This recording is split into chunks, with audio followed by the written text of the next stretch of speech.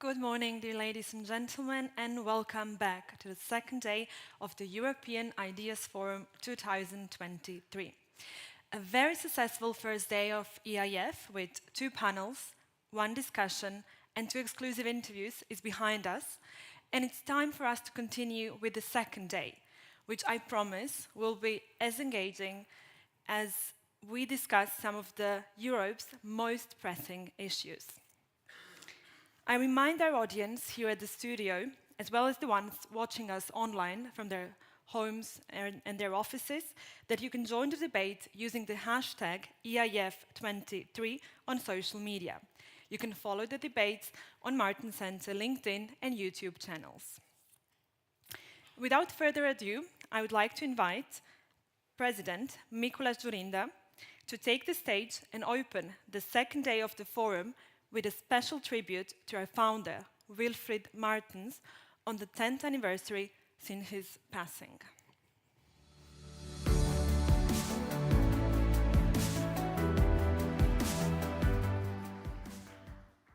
Good morning, ladies and gentlemen. I believe that yesterday we all enjoyed very interesting discussions, buying a lot of invaluable insights, but also inspiring ideas. Before we continue discussion on the EU's most pressing challenges, I would like to invite you all to remember the great leader and politician whose name our think tank bears, Wilfried Martens. This Monday marks exactly 10 years since his death. Wilfried was a true European and a fighter for democracy and freedom. He was the Prime Minister of Belgium for 13 years and President of the European People's Party for unbelievable 23 years.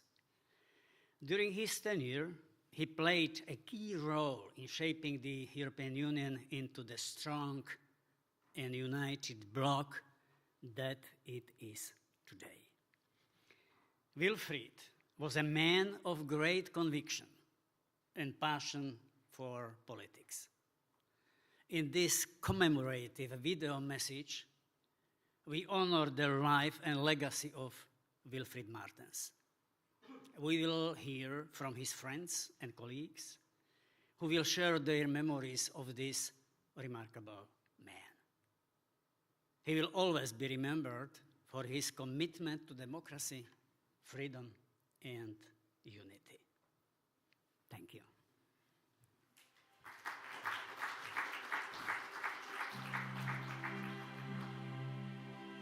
Wilfried Martens will be remembered by me as a man who was waking up with politics and who was going to debate with politics. He loved politics. Martens was a man of ideas and a man that can put these ideas in political deeds, changing things. He loved the discussion about the amendments in the party congress, even so much that on the second day on Friday I had to catch up because he was so keen to go into every detail that it took a lot of time. He must be very happy that now there is the Martens Center. Wilfried Martens' motivation was the EPP family, and to have a think tank that could think slowly about strategy. While for him the foundation had a different purpose, the foundation was the one who had to think about a long term, bring forward ideas totally out of the box. No, he was an intellectual, so he appreciated books, facts, complex intellectual concepts and in a classical politician in a very positive way. We were very different personalities. I was younger and I was more energetical, and sometimes I lost that energy. Never Wilfried Martens. For me, it was the best school. I think the founding of the then Center for European Studies was very crucial because it was a bit like the crown, the last part that was missing in his European heritage. Yeah, what's a bit ironic when we are speaking about setting up the center is that Wilfried Martens wanted this to be the Helmut Kohl Center, but also very well deserved because the EPP, in fact, was Wilfried Martens' life. He was crucial in the setting up of the whole center, so it was only the right thing to do, I think. But the true, I'm sure, what Wilfried would be proud of, again, is the work that is being done here. For Wilfried Martens, there was no big and small in the sense that he did see each player, each organization, each party equal, and you can see that in the Martens Center. It's about nurturing ideas, spreading ideas, being bold, having bold proposals for the future. We should stick to this principle, to tackle the most pressing challenges, to face them. This is the Wilfried Martens legacy, and I'm sure if Wilfried is with us today, he would be pretty proud.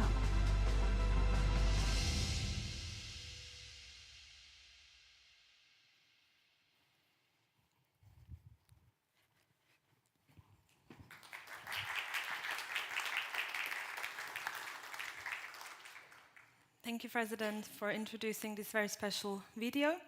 And now it's time to open the debate part. We would now like you to invite to the debate that we have organized for you today. And the debate will be on Russia's war of aggression against Ukraine. You can actually participate on the debate by using Slido poll, using the code EIF23 and answering the following question.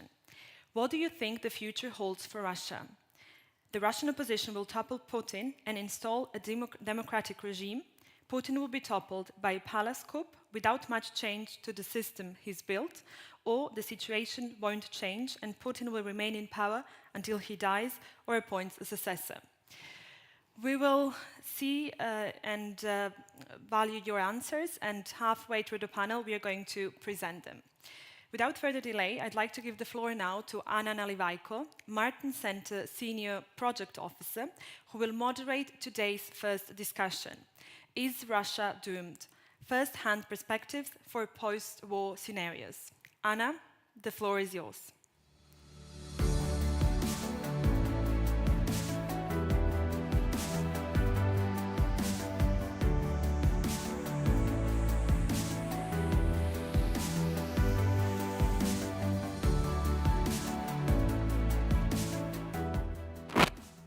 Thank you very much, Sandra, and good morning, everyone, and welcome to this first policy debate of the day. It is my great honor and privilege to introduce our speakers, Mikhail Mikhailovich Kasyanov, former Prime Minister of Russia from 2000 to 2004. Previously, Mr. Kasyanov also served as First Deputy Prime Minister in 2000 and Minister of Finance in 1999.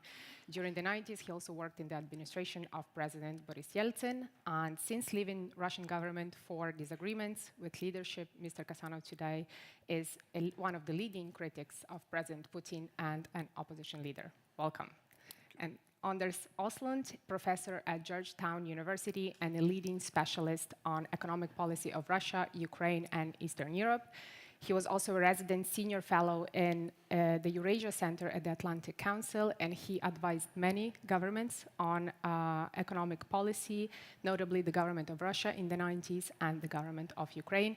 It is once again a great honor and privilege having such great minds to talk about Russia. The topic indeed is Russia doomed? First-hand perspective for post-war scenarios. And I think we can all agree that we cannot discuss Russia about having in mind the brutal war that Russia is waging against Ukraine. But once the war comes to an end, the general agreement is also that nothing can go back to business as usual. It cannot go back inside Russia to business as usual, nor in the global arena. So the end goal of this discussion for my speakers is to answer what is next for Russia. Is it a democracy? Will it get worse before getting better? Or is Russia doomed to remain an autocratic and kleptocratic regime? So Winston Churchill once described Russia as a riddle wrapped in a mystery and inside in an enigma. Mr. Kasanov, you have personal experience working with Vladimir Putin. You were his prime minister during the first years of his presidency. Can you tell us what led Putin, what mix of ingredients went into the decision-making of invading Ukraine? Oh, I would say, Anna, thank you very much. First of all, I'd like to appreciate and express my thanks just to be here with you and President Zorinda and his team, just excellent just for inviting me. Just answering to your question, we should understand that now we have just completely different Putin. Putin in 2000, when we got just elections, I think that time he, for the first time, won elections with the result 51%. All other elections were just like manipulation and fake. But in that time, just he supported all reforms just my cabinet initiated. And at that time, I have had excellent relations with the European Union. The whole, I would say, cabinet of Russia met with the Commission, and we just had very good relations. And we, in 2003, announced our strategic partners, building up just free market from Lisbon to Vladivostok and visa-free zone. But later, Putin started to change in 2005, 2006, etc. You remember his speech in Munich? And just he already said at that time, we're surrounded by enemies. The reason, I think, the reason was, in my time, he pretended to be democratically devoted leader. But in reality, he was always a KGB agent. And now just he started, since 2005, 6, and 7, change and be a real.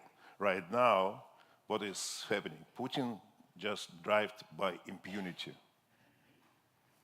first. And secondly, he understood that manipulating by population, that's possible, absolutely, poisoning generations and keeping and feeding people with lies. And right now, just half of population believes that Putin is right, that Americans, the ugly Americans, are responsible for everything what's going on around, including, of course, this bloody war in Ukraine. And Putin believes that he should be, as a Soviet period time, just two leaders, American president and Russian leader, should decide the destiny of the whole world. And that's because of invasion in Georgia, because of annexation of Crimea, and war now, he continued to believe that impunity will exist. Thank you very much. Just a quick follow-up on what you said about manipulating also the minds and poisoning a generation, which I very much agree. Would you say that the 90s was seen as a very chaotic years in Russia after the fall of the Soviet Union, and then in a way Putin was seen as a leader of stability? Is it true that the Russian population, the Russian society, still would prefer, the stability of Putin over the chaos of what they think of the 90s? I would say there are different views on that. As I said, half of population lived in poverty, and they continue to live this. And they didn't feel changes, positive changes on the end of 90s and the beginning of this century. And that's what the Putin's base for right now. But those people who living in the big cities, middle-class people, of course, they're suffering because of everything, because just they were oppressed. And just all those demonstrations, just trying and demanding Putin just to respect people just in elections, when he just stolen the important democratic institution, free elections. He just destroyed this. And right now in Russia, there is no any single feature of democracy. Russia never was a democracy, but we built up a democratic state. But Putin destroyed all those foundations which was managed to build up. And other part of population, as I said, people living in big cities, they, of course, suffering. Some of them, almost 1 million people already left Russia because of this war. And others just closing their eyes. Because just for them, it's very difficult to admit that their country killing civilians just thousands and thousands every day. And they choosing just the way, just not to admit this, they close the eyes and keep just somehow to survive. Everyone would like just the war to end as soon as possible. But majority of Russians, of course, don't want to be defeated. And that's why just they have some kind of, I would say, confusion on that. They understand what's going around, they don't want to admit, but they need peace and don't want to be responsible for that. That is the problem of the society. It's ill society right now. Putin already, as I said, poisoned just. We'll come back to the post-war scenarios in a little bit later, but Mr. Osland, I'd like to talk a little bit about the economy of Russia. You were advising the Russian government in the beginning of the 90s, which has, of course, followed the fall of the Soviet Union, and we know that those years have been chaotic, but it also led to an emergence of this very rich elite, which we know as the oligarchs. However, when Putin came to power, he, in a way, declared war on the oligarchs of the 90s, which led to imprisonment of some of them. One of the most notable cases is Mikhail Khodorkovsky. But then he still proceeded to create a new elite because he redistributed a lot of wealth and concentrated a lot of state assets and wealth to a close circle of friends, creating de facto the kleptocratic regime that we see today. How did that impact Russian economy and Russian politics? And was there ever a window for Russia was Russia ever on the path of economic reforms, or was that window just shut down? Oh, thank you. And thank you very much for the invitation to the Martens Center, and particularly to Prime Minister Zorinda. On the question, Russia was never as free as in 1992. Think of that. Russia was then a perfectly free country. Moscow had something like 30 different newspapers with every shade of opinion. Intellectually, it was a wonderful time. Economically, it was an awful time. And when did the reformers lose out? On the 22nd of November 91, when the reformers lost the appointment of the head of a central bank. The reformers never had control over the central bank. And therefore, they were blamed for hyperinflation, which did take hold in 92, but they could not stop it. What the reformers could do were two things. First, liberalize prices and markets in January 92, and then gradually pursue a privatization. But what happens with privatization if you have very high inflation and not very free markets? Well, you get a concentration of money to a few people. That's what happens if you have a poorly functioning market. So this was an accident because the reformers did not have enough powers. How could it have been done differently? President Yeltsin should, in October or November 91, have dissolved the Russian parliament and held elections. He had the flawed ideas that he could rule with decree. You can't rule a democracy in decree. So by the 1st of April 92, the reformers effectively lost power also over government policy. And that was not the end of it. We hoped that something could be turned around, but that didn't happen. President Yeltsin was very good if it was a real crisis, but it had to be a very severe crisis for him to wake up and act hard. Otherwise, he was often quite absent. But of course, reforms did take place. Prime Minister Kasyanov was outstanding in balancing between the two forces, the oligarchs on the one hand and the Putin KGB officers on the other hand. So during his period, I would say 2000 to 2003, that was the most successful reform period in Russia. Putin had very little impact on that. It was the technocrats who could do their job because the KGB people were fighting the oligarchs. And Putin effectively arrived at a late table because after all, the growth started with 6.5% in 99 before he became president. And then he could surf on good reforms that had been laid in the 1990s in a very arduous fashion, but still the foundation was there. And after that, he started, as you said, accumulating the money for himself and his friends. By 2007, he went for nationalization. Since 2009, Russia has hardly had any growth, and from 2014, none whatsoever. Putin does not care about economic growth. He cares about two things: power and money for himself and his friends, not for the people. And unfortunately, people look upon what happens when somebody is in power. Well, Russia had 10 years of growth of 7% a year until 2008. And they think that Putin was the person who was responsible for that. I would say that the man here to my right had much greater responsibility for it than Putin had. And I would also credit President Yeltsin and Prime Minister Gaidar for having accomplished that. Putin was a lucky man arriving at the late table. And apart from the KGB background that Mikhail Kasyanov emphasized, I would also emphasize the criminal background. Putin was very much a person who arbitrated among the organized crime groups in the most criminal city in Russia in the early 1990s, St. Petersburg. And he comes straight out of organized crime and the KGB. What can you expect, what we have today? Thank you very much, Mikhail Mikhailovich.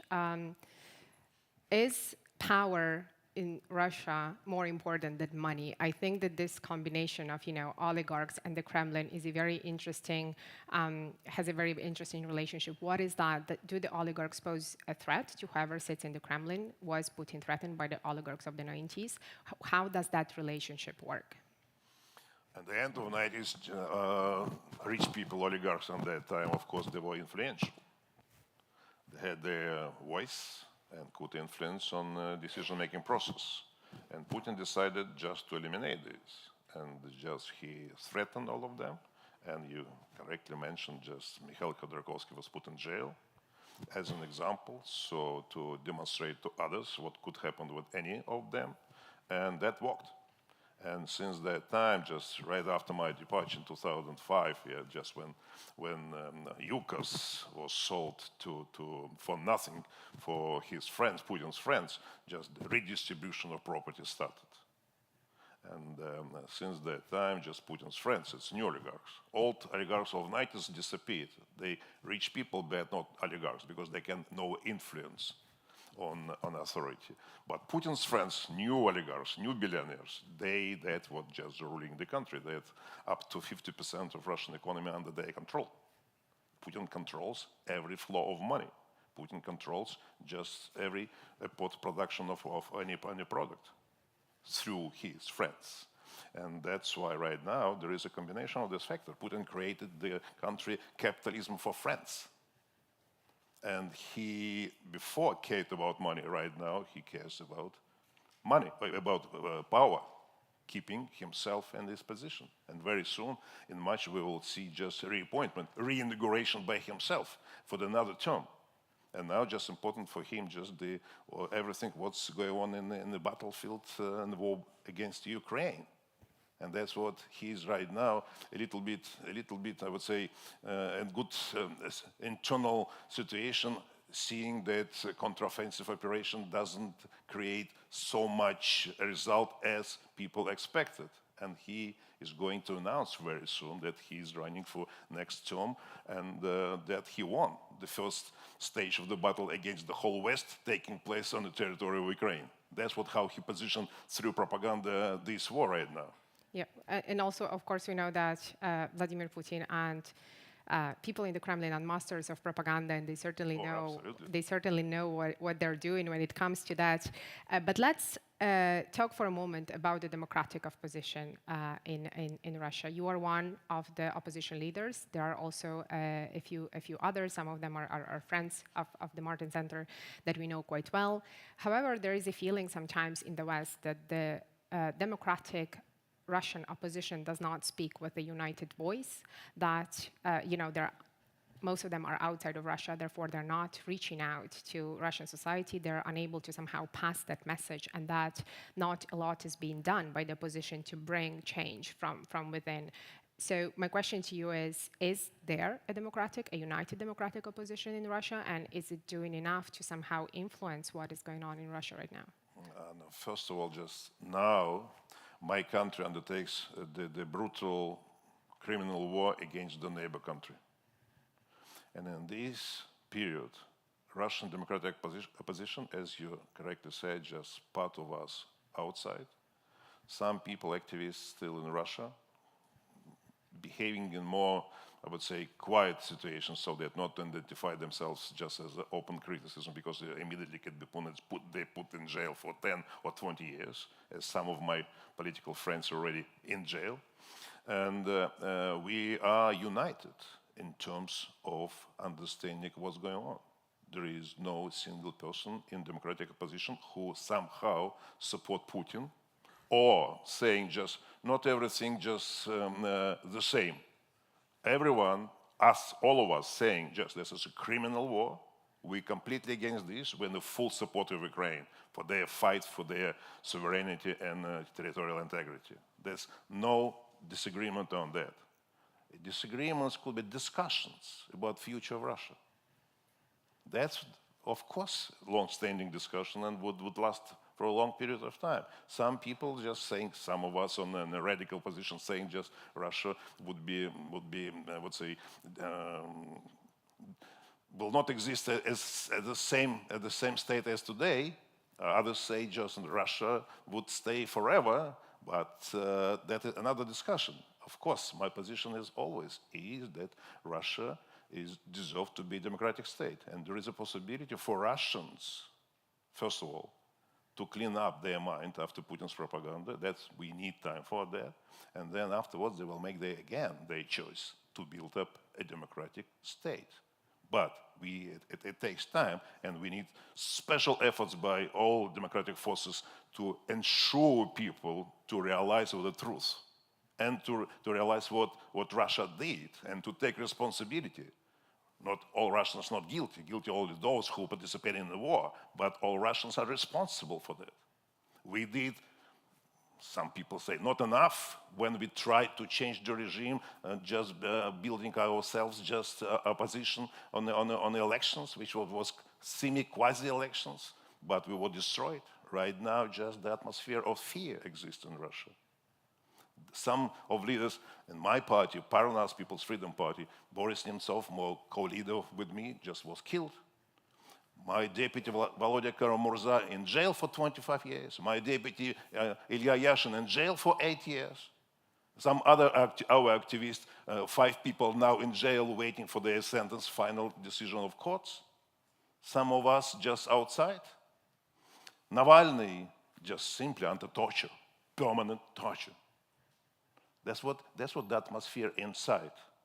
That's what we're dreaming for future. And the trigger would be, of course, victory of Ukraine against Putin and his team and Putin's Russia.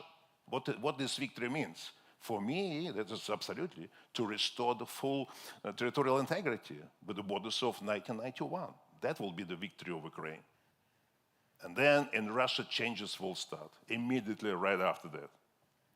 Thank you very much. I particularly liked what you said about not all Russians are guilty, but all Russians are responsible. And I think that's just one of the takeaways that we will take from this conversation. And Mr. Oslund, let us talk about possible war end scenarios. We all know that at some point the war will have to end. We don't know when and we don't know how. So what are some of the scenarios that you see likely happening, but also what would it mean for Russia? Does a post-war Russia necessarily mean a post-Putin Russia? Are we talking about rumors about dissolution? Will Russian Federation not exist anymore? Will we have a Prigozhin scenario, an internal coup d'etat? Will there be a democratic transition? How do you see the sort of post-war playing out for Russia? Thank you. Let me first continue a little bit about this on the Russian opposition. I fully agree with what Mikhail Kasyanov said, but I would like to draw out a few things here. The Russian opposition abroad now has consolidated. What you said here, it's very much what you can hear from very many representatives of the opposition. The second is Putin has to go, and his regime has to go. There has to be democratic elections afterwards. So this has, people previously said, we don't want destabilization of Russia. They have now turned quiet. We do want destabilization of Russia. And then also what Mikhail Kasyanov said about Ukraine. Everybody now understands in Russia that Ukraine is a nation. Ukraine must stay an independent country within, as Mikhail Kasyanov said, within the borders of 1991. And that means Crimea has to go back to Ukraine. So therefore, we have got a very nice consensus. Where the differences lie now, how do we reach this? There we don't see. A few people want to go over to armed struggle. They are so far very few, and there are also suspicions about who are they really? Is this a provocation? So I leave that aside, but that's a minor topic. On your question, I see essentially two scenarios. First is Putin will go, and then is the question what comes afterwards. One alternative is my favorite scenario is August 91. Some idiots come to power and don't know what, and instead start drinking and get lost. And then the power falls into to the street, and then we'll see who picks it up. My bet is Alexei Navalny, if he's still allowed to come out and alive. The other alternative is some kind of chaos that can last for some years, as happened after Stalin, some liberalization, but no clear process for several years. But I don't believe much in it. I think that this regime will really collapse. I don't believe at all in a Prigozhin scenario. The worst person on the stage is Vladimir Putin. And the people who appear on Russian television and say all kinds of terrible things, wanting to nuke one country after the others, these are just creatures of Putin. They have no independent platform or constituency at all. So anything will be better after Putin. And how will Putin fall? Well, I don't think that he will survive victory by Ukraine in Ukraine. So I would even say when Ukraine takes Crimea or makes it impossible for the Russians to stay in Crimea, then Putin is lost. And how he will be lost, I think that the Kremlin can take care of. Mr. Kasyanov, do you agree with that? That whatever the outcome of the war, it will mean the end of Putin? Partially agree, but I think just first, of course, I agree. Just any other successor, whatever way successor comes to the power, would be better than Putin. That even example of 1953, when Stalin died, and during even funeral process, people already just in the leadership of Politburo already discussed, let's stop the war in Korea. And next day, they already approached the United States and say, let's start negotiations of improving relations. And 4 months after, the war in Korea stopped. And Russian troops were withdrawn, and just the 42 parallel border just started to exist again, as Americans discussed with the Koreans. That could be a scenario. And that's what I'm saying, just any other person would be better, and anyone would look for negotiations. Democracy will not come to Russia immediately. And all those discussions of my friends that tomorrow will be free elections and we come to the power and change everything and create great Russia or better Russia, that's absolutely just illusion. We will come to turmoil. And the West and us should just take this risk. That it's absolutely useless discussions when they say just we shouldn't humiliate Putin because we'll be in both and both, etc., etc. That's wrong perception. We should take a risk of turmoil in Russia. And the nuclear threat is also, we should take a risk of this. Putin will not press a button because he understands, and he already given the explanation, that the whole army infrastructure and Putin's inner circle would be immediately destroyed, but not the nuclear response of conventional means, but it would be something. Putin knows this, and he using just nuclear weapon in the battlefield would not achieve victory against Ukraine. He understands this too. That's why just he already switched everything on the war at attrition. He believes that fatigue will come soon on Western capitals, and they will be not in a position to allocate billions and billions and billions every month. And the economy of Ukraine would be destroyed, and Russia can continue to exist. And right now we have just, in fact, the economic situation is not so bad as we expected. Not at last year when just the sanctions were announced and all analysts all over the world say just Russia would lose 10% of GDP. It didn't happen last year because just sanctions, just the oil price cap for oil came only in December. But before it was huge prices for oil. And Putin got huge foreign exchange inflow into the country and managed not to implement just the budget approved, but to additionally to finance the militaries and the whole industry and produce more and more weapons. Today, in the first half of this year, Putin lost 50% of oil revenue because of cap. But right now, there is a bypassing situation, and just Russian oil already costs 75, not 45 as it was 6 months ago. Again, inflow coming in. And Putin will be able to finance the whole military, the whole system for the next year. He already increased by 60% just military expenditure for next year.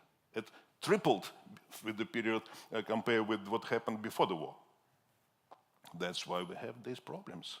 That's why just I'm seeing just the success of Ukrainian operation, that's crucial for all changes. It means now we hope that late deliveries of these weapons to Ukraine will take place now just on time, and just offensive equipment will appear in the hands of Ukrainians, and they will be capable to do this successfully next year. I think we can all agree on that point, but let's talk a bit about the Western approach to Russia. As I stated at the beginning, quoting Churchill, Russia has been, seen as this big enigma, an enigmatic, unpredictable actor. But I recently came across an op-ed you, Mr. Osland, wrote that you argue that Putin has been in reality very transparent in his actions, but Western leaders did not understand him. So, does the West now have a strategy towards Russia? Was there ever a Russia strategy, a united Russian strategy of the West? And what should that strategy be for a post-Putin Russia? Well, first, I would say that the West is probably more united on Russia now than ever before. We had for a long time that Germany insisted on importing gas from Russia. That is now over. And the only window we have for Putin is really Viktor Orban's Hungary. And then I live in Washington, and we have one problem there. It's these people who are worried about a destabilization of Russia because of control over the nuclear arms. They prefer that Putin, who threatens with nuclear war all the time, has control over the nuclear arms, than that there is unrest in Russia. It's the same thing as then President George Bush in August 91 spoke in the Ukrainian parliament against the Ukrainian independence because he was afraid of Russia, the Kremlin losing control over the nuclear arms. We have the same idea now, and this is what I'm concerned about in Washington. Russia has and Putin have to be defeated, and we can still hear that Western spokespeople say we have to support Ukraine for as long as it takes in order to accomplish what? Russia has to be defeated, Putin has to be defeated, and the real goal, which of course Western politicians should not say, is that Putin should be ousted. But that should be the real goal. But as I said before, the Kremlin should take care of that. We should not get into those details. But concretely on the sanctions, I think that we are in a relatively good place now with the sanctions. The financial sanctions have reduced Russia's foreign indebtedness by half since 2014. This is not radical, but it means that there is substantial financial constraint. And then these energy sanctions this year are likely to cut off 1/4 of Russia's export revenues. Because of the dominance of oil and gas. But it's completely correct what Mikhail Kasyanov said here. The energy sanctions have to be tightened. So this should be the main focus of the sanction discussion. Now, I'm a member of the Yermak-McFall International Working Group on sanctions on Russia, and we have recently, a month ago, put out a paper on how the energy sanctions should be tightened. So I think this is the big thing that should be done. And the other is that the Russian central banks has a bit more than $300 billion of cash that is in the West. 2/3 of that is in one country, Belgium, the Euroclear. And this money is, as the term runs, immobilized. That means frozen, it can't be moved. This money should be confiscated and passed on to Ukraine as war reparations. After Iraq attacked Kuwait in 1990, Iraq was forced to pay $52 billion in war reparations. It didn't do so voluntarily, but it had fully paid up early last year. So that transaction is completed. And the World Bank assesses that the losses to Ukraine are already over $400 billion. All this money should be taken from Russia, and we can do so. And to insist that the Russian state should have any kind of property rights after what they have done in Ukraine, and after they have confiscated Finnish Fortum, German Uniper, Danish Carlsberg, and French Danone. Confiscated them as countermeasures for damage that has been caused to Russia. It should be self-evident that we should take this money, and the proper legislation should be adopted by the European Parliament so that the Belgians don't need to feel responsible for it themselves. And the US Congress is now considering such legislation, but there's very little Russian state money in the US because the Russians were afraid that the Americans would confiscate it. So I think that they were right. This money has to be taken. But on the current sanctions, tighten the energy sanctions, as Mikhail Kasyanov said, that's what's important now. Thank you very much. And before I go back to Mikhail Mikhailovich, I'd like to ask Sandra to present us the answers of the Slido poll that we asked at the beginning. Thank you, Anna. Indeed, you already halfway through your panel asked your distinguished guests about their opinion on Russia's future. We asked the same question our audience, and I need to say they were quite pessimistic, as 73% of our audience answered that the situation in Russia won't change and Putin will remain in power until he dies or appoints a successor. Another 27% voted that Putin will be toppled by palace coup without much change to the system he's built, and nobody thinks that the Russian opposition will topple Putin and install a democratic regime. Well, thank you, Sandra, very much. That is indeed not a very optimistic view, or at least not the one that we wanted, the outcome that we wanted. Before I ask you the big question of what is next for Russia, I'd like to ask you, Mikhail Mikhailovich, what is your advice to the West, in dealing with Russia for a Russian policy or a policy towards Russia? That is very simple. It's evident. To continue to support Ukraine in a full scale, just and as all Western leaders saying, just as much as long as necessary. Till what? Now just I try to formulate till Ukraine's victory. Ukraine's victory means liberation of whole territory up to the border of 1991. That's what be just more understandable what is supported, how long and what scale it should be. Secondly, just recommendation, just take risk of turmoil in Russia.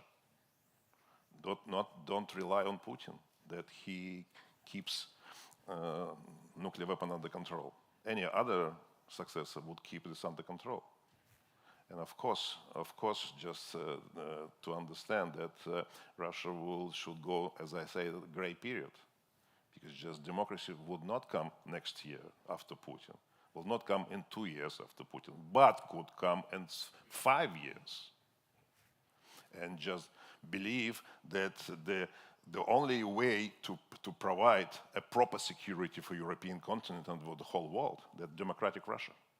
That's why think about just democratic Russia and those people who devoted to democratic principles. Those Russian opposition and other ordinary people who believe Russia should be democracy. We given a chance, but we lost this chance. But we deserve to get another opportunity to do this. And just to say that Russians imperialists in their DNA, absolutely not the case. Take an example of other countries and European countries. Take Greece, take Spain, take Portugal, take Germany. Just they managed to overcome those problems and build up normal democracy. Russia will do the same. Now population poisoned. Of course, all this brutality that we see, of course it is. It is criminal activity. But it doesn't mean just all Russians by their DNA as such. We should be given the opportunity. This time will come. Not necessarily Russian opposition, as it was demonstrated, just would press Putin now. It will never happen this time. It happened later, when other people will appear instead of Putin. And then democratic forces will start to compete, will start oppressing those people, and they will not be capable to rule.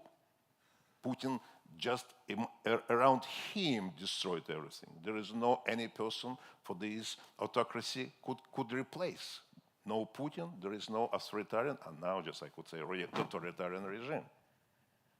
It means no one could continue the same rule. Changes will be inevitable.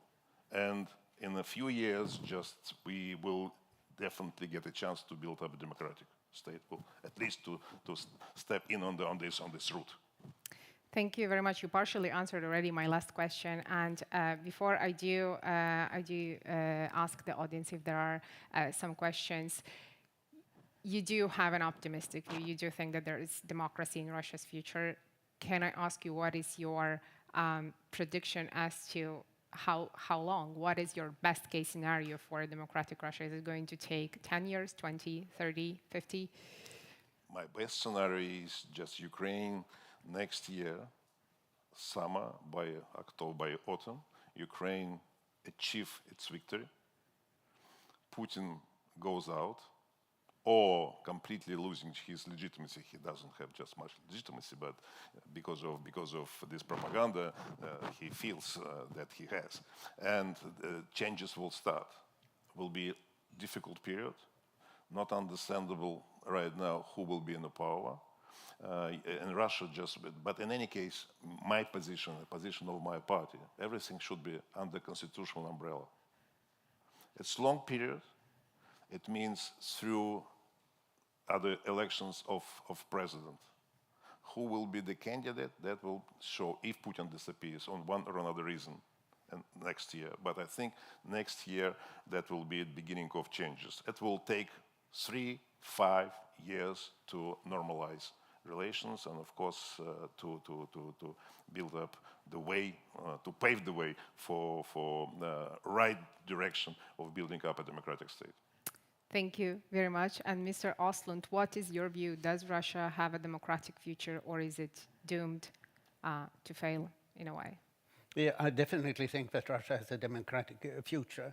And with regard to imperialism, Professor Tim Snyder of Yale University has a very popular lecture course now on Ukrainian history. And his view of European history is very much that imperialism is popular until you are defeated. And when various European countries have been defeated, they have abandoned their imperialism. And then they want the European Union, all kinds of nice, peaceful things. And he argues that this will happen to Russia also. That when Russia is defeated by Ukraine, then it will be clear that the imperialist period is over in Russia's history. And could take my friend Leonid Gozman, another prominent Russian opposition politician who is now in Berlin. He had to leave all of a sudden so that he was not arrested for a longer period than 1 month in Moscow. He argues that the best that can happen to Russia is capitulation, as Germany and Japan in 1945. And I could add that a capitulation does not necessarily mean that anybody invades the country. It means that the military collapses, and that can happen in many ways. And I have one difference here with Mikhail Kasyanov. I think that when the process starts, it will happen very fast. Russia has collapsed repeatedly in the history. And I believe much more in August 91. And then that it will take several years of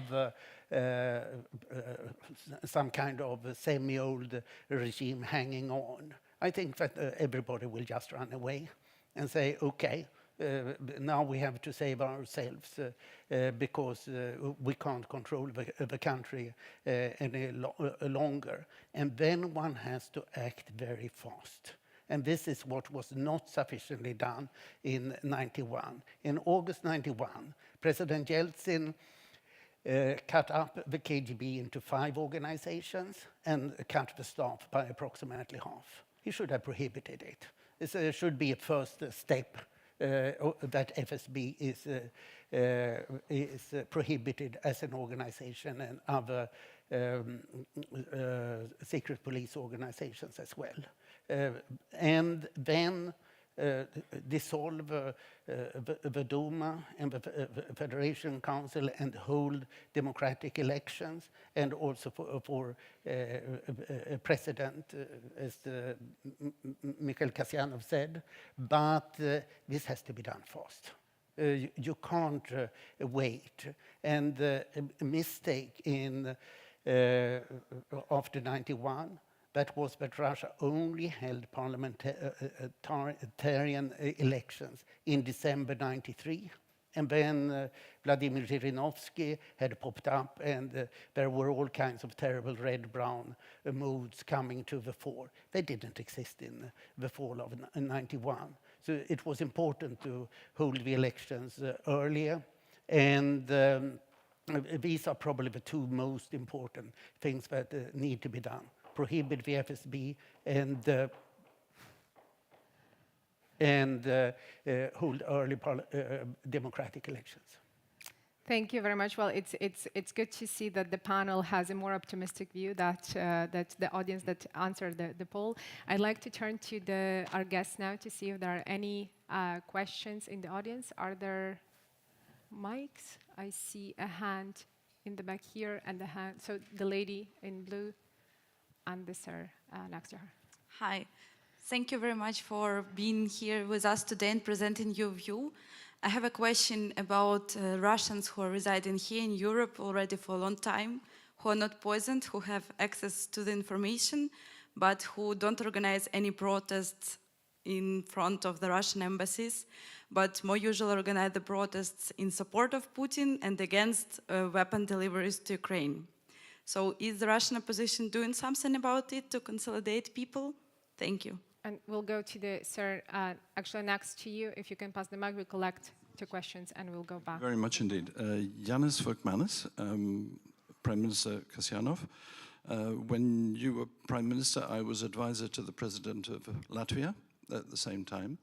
And I thank you for, I think, a very realistic view on the way things look, and also your strategy.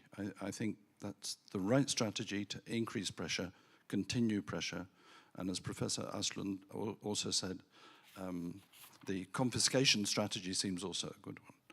But my question is a different one. China.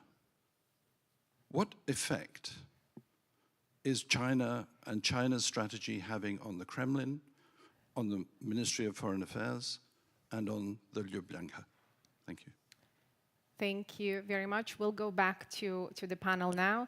I'd like actually both of you to tackle the question of opposition. We have discussed also at length yesterday with Professor Aslund the opposition. You are part of the opposition. We also have a few, Vladimir Ulov, who is friend of the Martin Center, who is in the opposition. And I think the opposition is doing a lot to speak against Ukraine, but how do you answer to the question of... You're absolutely correct. This opposition doing a lot to speak freely, just and to explain to Russians, those who can just get out in the internet, just this information. In terms of demonstration on the streets, I think we're doing this, not on such a scale as Putin can arrange just with his financing, say in Germany, in Austria, and other just countries on the streets. But from time to time, we're having these demonstrations. In Latvia, for instance, just as there is a permanent picket across of embassy, Russian embassy in Riga. In Vilnius in Latvia the same, and that's what from time to time we do this. On now just China. Yeah, go ahead. On China, I think it's a very good question. And in fact, right now infiltration of China is growing, and already I think maybe 2 million Chinese already in territory in Russia. For Russia, for future Russia, that's a big problem, because Putin is, in fact, destroying Russian Federation at its potential, because just he's switching everything on China. China understands this very well, and they're playing a very aggressive role. For instance, right now there is a problem with natural gas. Putin doesn't know what to do with Russia, with gas. We have only just one pipeline to Turkey and one pipeline to China, with a not comparable volume, just what we had to Europe. And Putin is looking for a second pipeline, Siberian. Chinese don't agree, but Chinese require more and more discount. That's already just going, not on the market price gas going there, but Chinese require more. Chinese require more projects in Siberia, on the forestry and others. That's why just they getting more and more. In Russian territory, from Urals to the Pacific, there's only 16 million people live.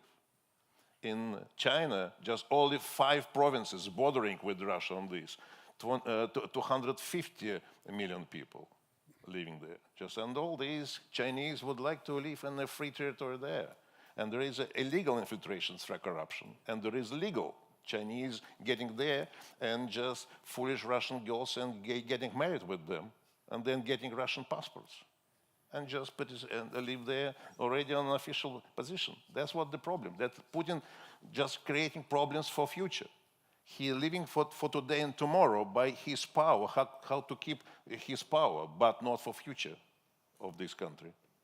That's the problem. I think he himself realizes this, but he has no chance because he locked. He has no plan B.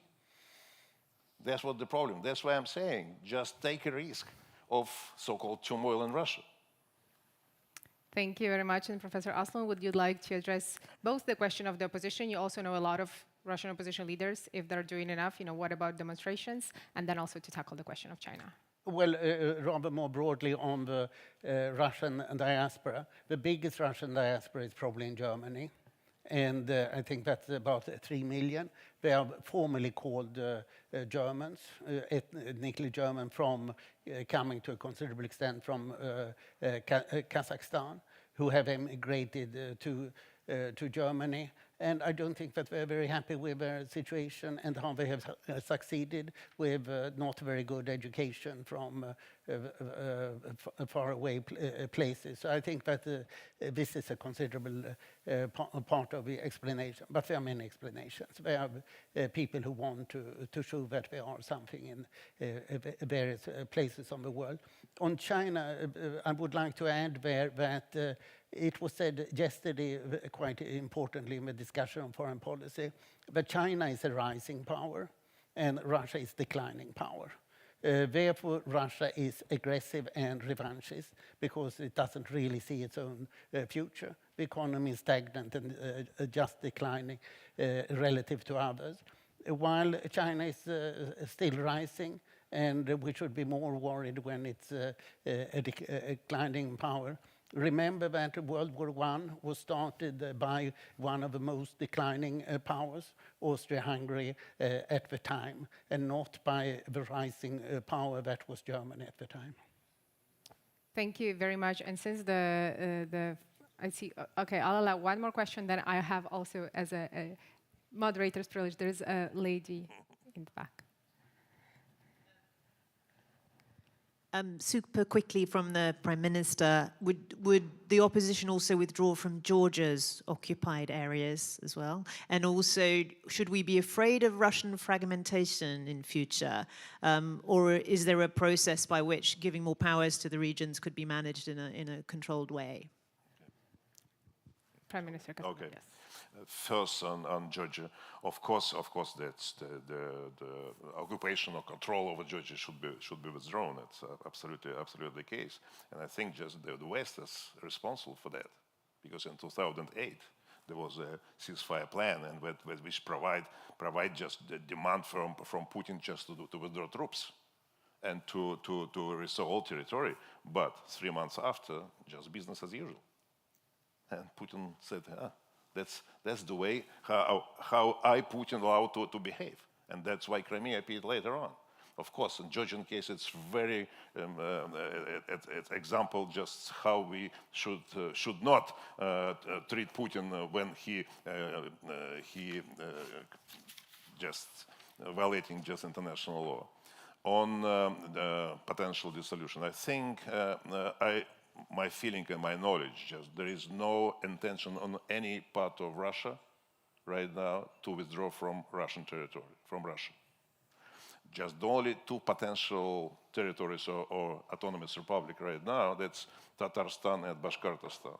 They're capable, from the economic point of view, just they're capable to survive. But even there, they don't want to leave Russia. They would like their rights, real federative rights as autonomous territories, but not outside of Russia. Thank you very much. And if you allow me, I will use my moderator's privilege to ask you one final question, and I would like a comment from both of you on Nagorno-Karabakh. So what happened in Nagorno-Karabakh, Armenia, both the government and Armenian people did blame Russia because it did not sustain its promise to be the grantor of security in the region. So what does it say about Russia's sort of power and dominance in the region that it did not step back? If it wasn't for the war in Ukraine, would Russia have intervened in that situation? And what does it say about Russia's power that it's allowing other countries like Turkey to be present now and be a player in that region? So maybe we'll start with Mr. Osland, and then we'll go to Mikhail Mikhailovich. Yeah, I think this is a very important question, and it really shows that Russia has nothing to do in the former Soviet republics now. And what Armenia has done in the last few days is that it has ratified the Rome Statute for the International Criminal Court. So Putin cannot in the future come to Armenia without being arrested. And the previous presidents of Armenia came from Nagorno-Karabakh, and Putin strongly supported them, Robert Kokharyan and Sergei Sargsyan. And Nikol Pashinyan is a nice Democrat, basically, a former journalist, and Putin doesn't like him a bit. So he was probably quite happy to see Pashinyan being challenged inside Armenia, but he did not succeed now. I think the broader consequence is that the two post-Soviet Russian organizations, the CS2, the Collective Security Treaty Organization, will disappear now. Armenia will withdraw, and Kazakhstan will probably withdraw, and then it's meaningless. And the other is the Eurasian Economic Union, which also will collapse. So Russia is done with its neighboring countries apart from Belarus. Thank you. And Mr. Kasyanov, do you agree with that assessment? What does it mean for Russia?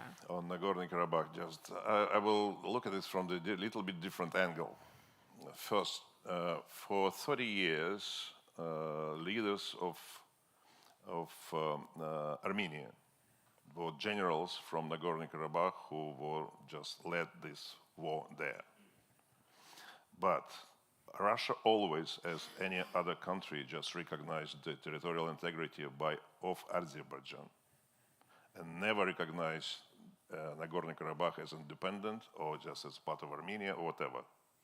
The problem was just to ensure and to let Armenian government to understand, to have an influence on Nagorno-Karabakh leadership so that they will fight for their autonomy, real autonomous status inside Azerbaijan. Because of good relations, as Dr. Aslan just said, between Russian leadership and just Armenian leadership at that time, they thought it would be forever. Right now, because of this great mistake, Armenian people suffering and just fleeing out of Nagorno-Karabakh.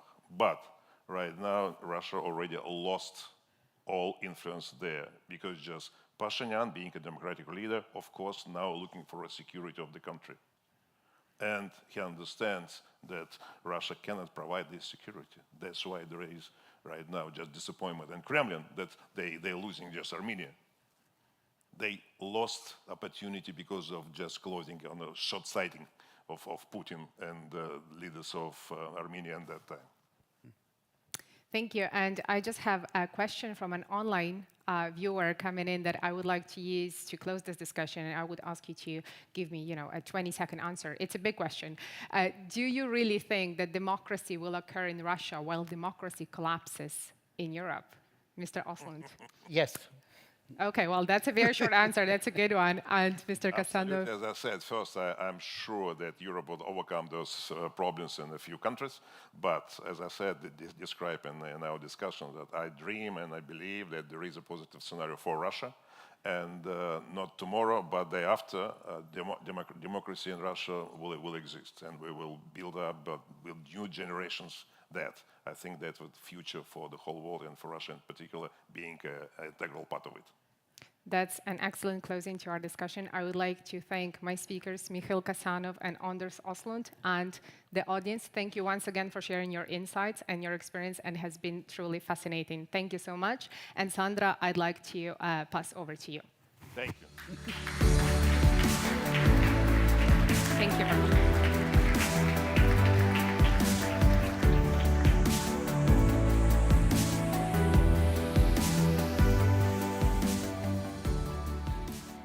I thank you, Anna, and your distinguished guests on this very interesting and timely policy debate on Russia and post-war scenarios. Next on, dear audience, is an interview in cooperation with AT&T titled Meeting of Minds, Transatlantic Cooperation in the Age of AI. Once again, our colleague, Anna Nalivaiko, will be conducting this interview. Anna, over to you.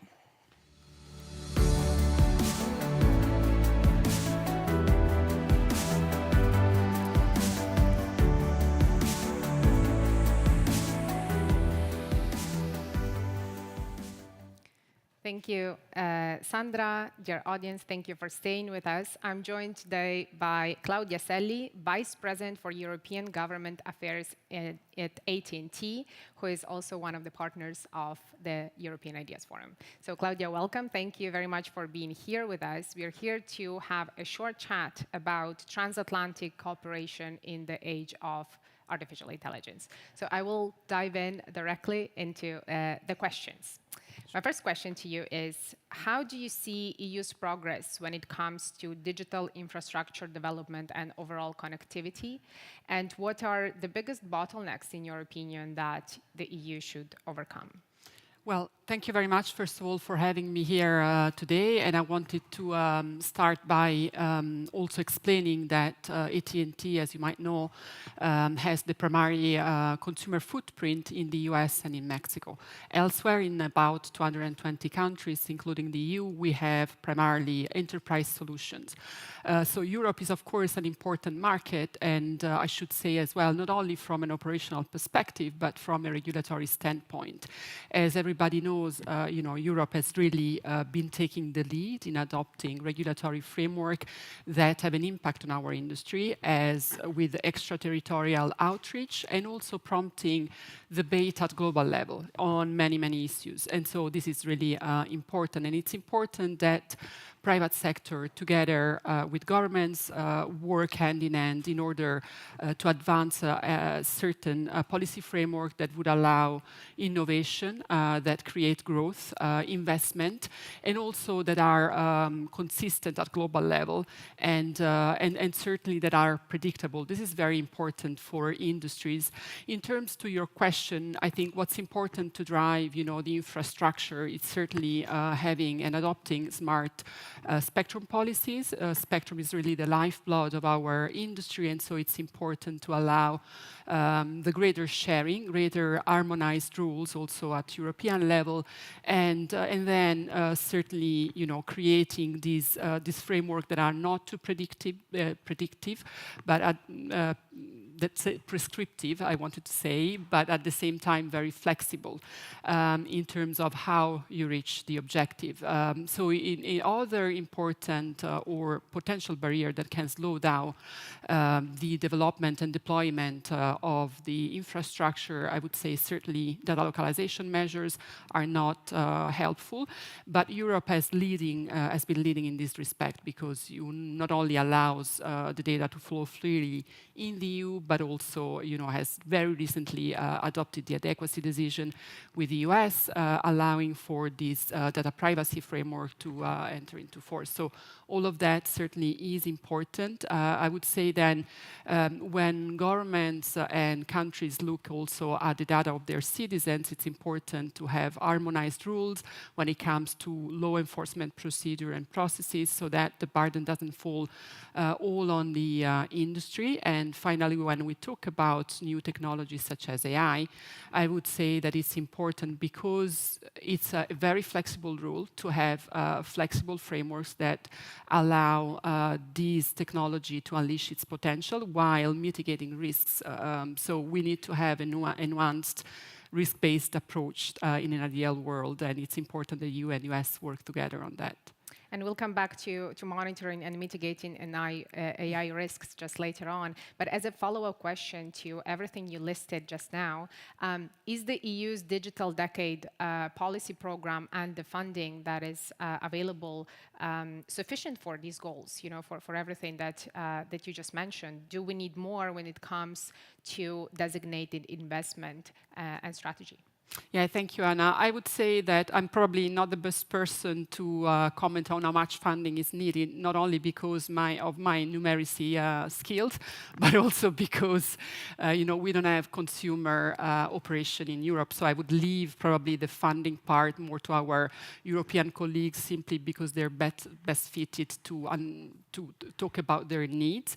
But I would say, having read the report of the digital decade, it seems that there's still need to improve certain areas when it comes to skills adoption, ICT as well, workers, and so there's and all the digital transformation. But I think everything is very much interlinked, because if you think about some of the policies that I have listed, this will enable the return on investment and to companies to invest more in the infrastructure, and hence to be able and develop the skills, invest in the skills, invest in the digital transformation. So everything is very much interlinked into this ecosystem. And so it's important to create a competitive and innovative and vibrant ecosystem in this respect. Let's talk about AT&T's experience in 5G deployment. So what are, in your opinion, the biggest lessons learned from AT&T's 5G deployment in North America, and how can the EU pick up the pace in rolling out the next generation infrastructure? Yeah, thank you. When it comes to 5G, AT&T has really been leading in this respect, in the sense that we have invested a lot in our network, and we have covered 95% of the population and all the territories where we are present. The lessons learned, as I have been saying, certainly having the policy framework at disposal that allow you to invest in broadband, smart spectrum policy. In fact, we have been seeing that if you want to use spectrum as an enabler for economy, there's been a strong push from operators, satellite operators, and other stakeholders to allow greater spectrum sharing. And so it's important also to look at the method on how you share spectrum, but also the bands that you allocated to that, in order to have a clear path on how you build a pipeline for the future.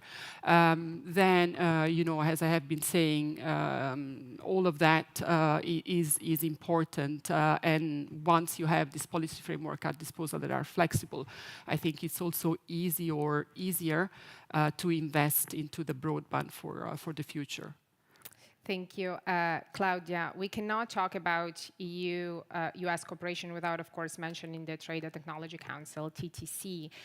So the EU-US Trade and Technology Council was seen as one of the most important and tangible platforms for improving the transatlantic relations on many topics. Unfortunately, sometimes the progress remained quite slow, even though the aspirations were set very, very high.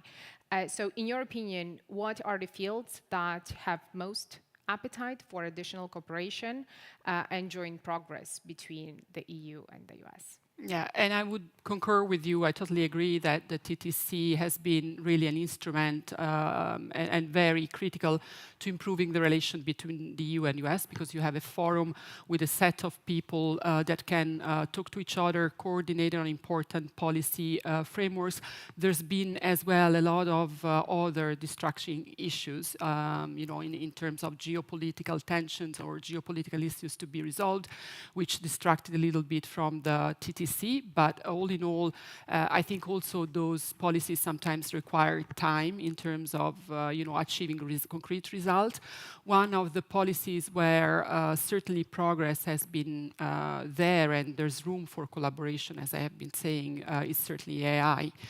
In fact, in May 2023, Fiscal announced the EU-US Code of Conduct, where the idea is to build principles among that are shared by the two countries.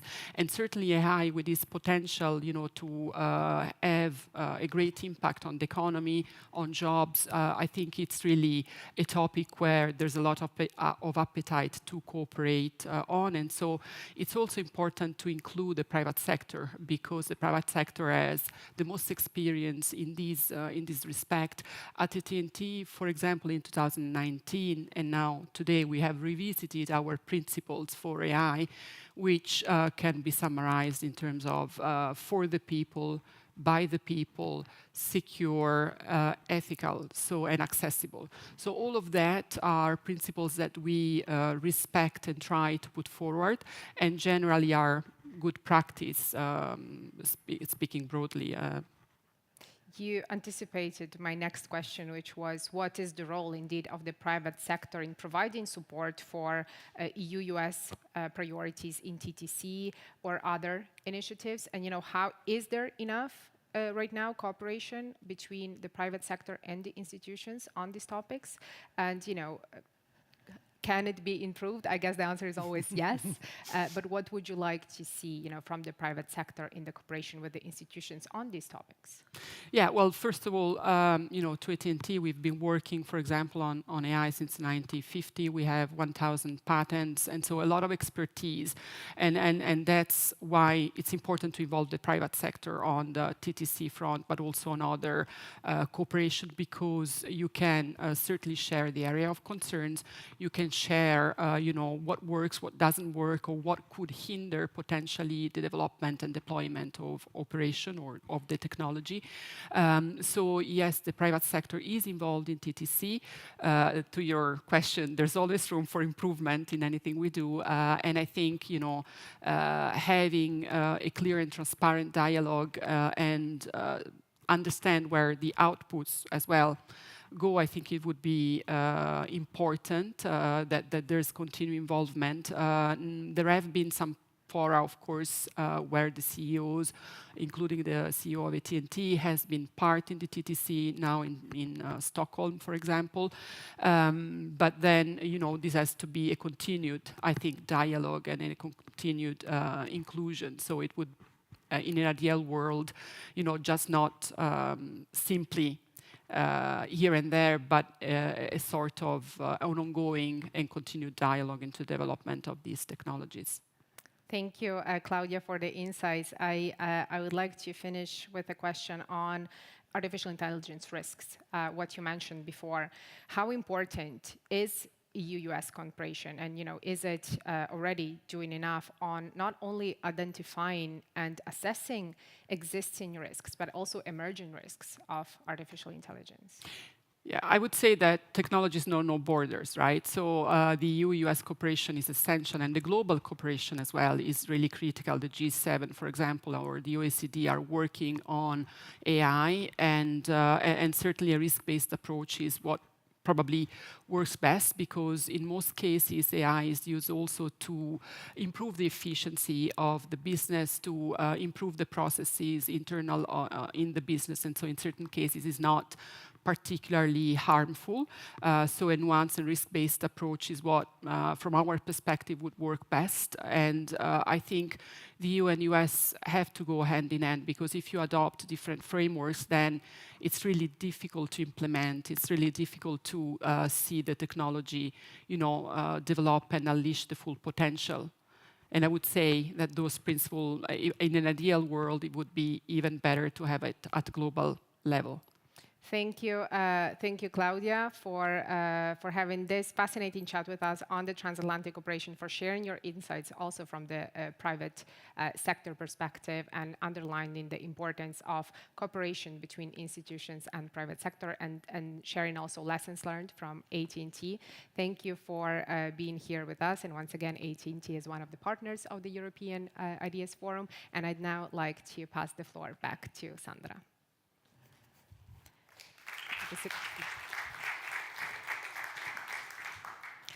Thank you very much, Anna, for conducting this interview with our partner AT&T. Dear audience, dear viewers, we are now going to break for 30 minutes. And we're going to take a coffee break before seeing you again here at the studio, but also on our online platforms. See you at 11:30 for another interview and 2 more panel discussions. Thank you.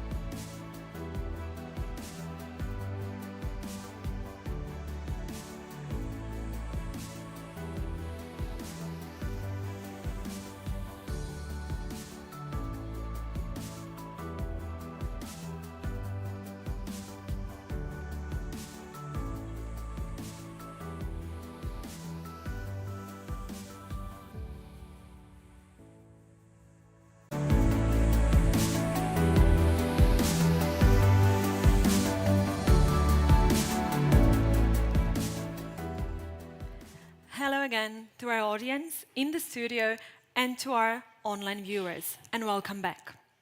Before we resume with our next interview, I would like to remind you to use hashtag EIF23 on your social media to check for the most recent EIF content and also to join the debate and to make it as lively as possible.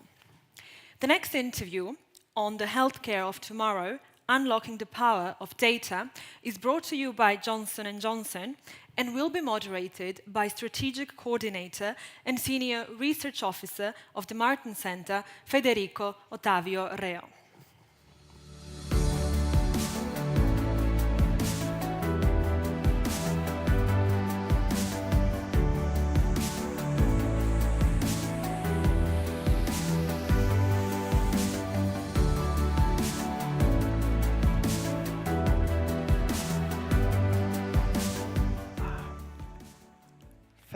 Thanks, Sandra, for the floor. Hello, everyone, both those of you who are here in person and those of you who are following us virtually. I hear there are many of us, many of you following virtually.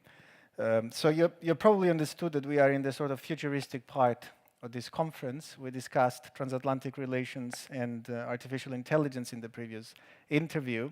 And now we have another very futuristic topic, the healthcare of tomorrow, unlocking the power of data. And I am delighted to be joined here on stage by Wilfried Martens. Welcome, Wilfried. You are Senior Director for Digital Health and Taxation Advocacy at Johnson & Johnson, one of the most important, of course, global healthcare companies in the world. You have been central in developing their strategy, for the digital policy strategy, both regionally and globally.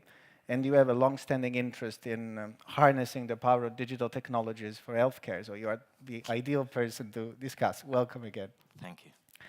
Look, I suggest we have only 15 minutes. So I suggest that we go straight into the topic and we start sort of understanding where we sit at the moment in this field. I think maybe all of us would agree that COVID was the most defining, probably, healthcare experience of at least a generation. And I have the impression that it's one of the reasons why we are discussing how to harness healthcare data now for the future of health. So how has COVID impacted all these debates? How has it changed our approach to healthcare and the role of data in it? No, thank you, Federico. It's a great question. Thanks for having me here today. I think COVID-19, what it really did was accelerate something that was already happening. So there was already a realization in healthcare that data had a tremendous role and power actually to change the way we deliver care and we improve patient outcomes. So that was clearly happening, but COVID-19 really, I think, opened the eyes for everyone that we had to go faster in that change, in that transformation.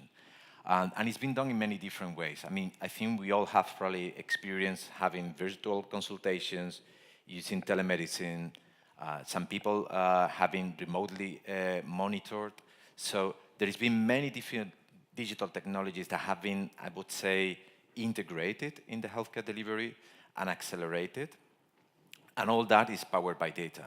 In our company, for instance, we were using AI to identify where the next outbreak of COVID-19 might happen so that we could accelerate the development of the vaccine in clinical trials. So there's been many different points of acceleration due to COVID-19, and also in public health. I think health authorities in general, I think being open and acknowledge the value of collaborating around health data to track better the disease and to understand what was going to happen next so that they could do better healthcare planning.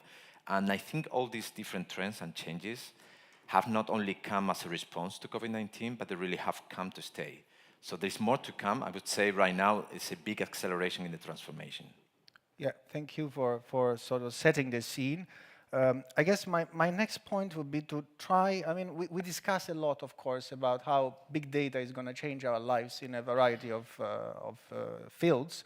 I have the feeling that the huge revolutionary implications of it for healthcare are not yet generally discussed. And so, my question would be, could you help us see what's in it for us here in the room, for me, for you, for people in this audience, for ordinary people? What are the implications of this concretely? What will it mean? What does it mean harnessing the power of data for healthcare?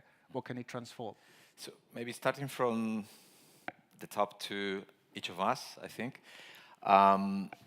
The first thing I would like to share is the vision of our CEO, Joaquin Duato. And he likes to say, actually, that in the next decade, we are going to see much more advancement in healthcare than the last century. And the reason why he's saying that is because right now we are in a position, and I'm saying right now, it's not for the future, where we can really combine life science, data science, and technology in ways that we could never do before. So there is a lot coming our way right now. With this power of technology, we are able right now to analyze larger than ever data sets and see things that we were not able to see before. So generally speaking, we see right now that actually healthcare is probably one of the sectors where more volume of data is going to be created. By 2025, it's been said that it's going to be 1/3 of the total volume of data. And the point is not necessarily only about the volume, but also how we make use of that data. And the use of that data could mean, in an effective way, that we will have better access. So each of us will have access to the right treatment at the right time in our lives. It could also help health authorities to better plan and be more efficient, even to help diagnosis so that we identify the patients again at the right time, so that we enter them in the healthcare delivery in an optimal way. It could also help collaboration. So it can help actually through data.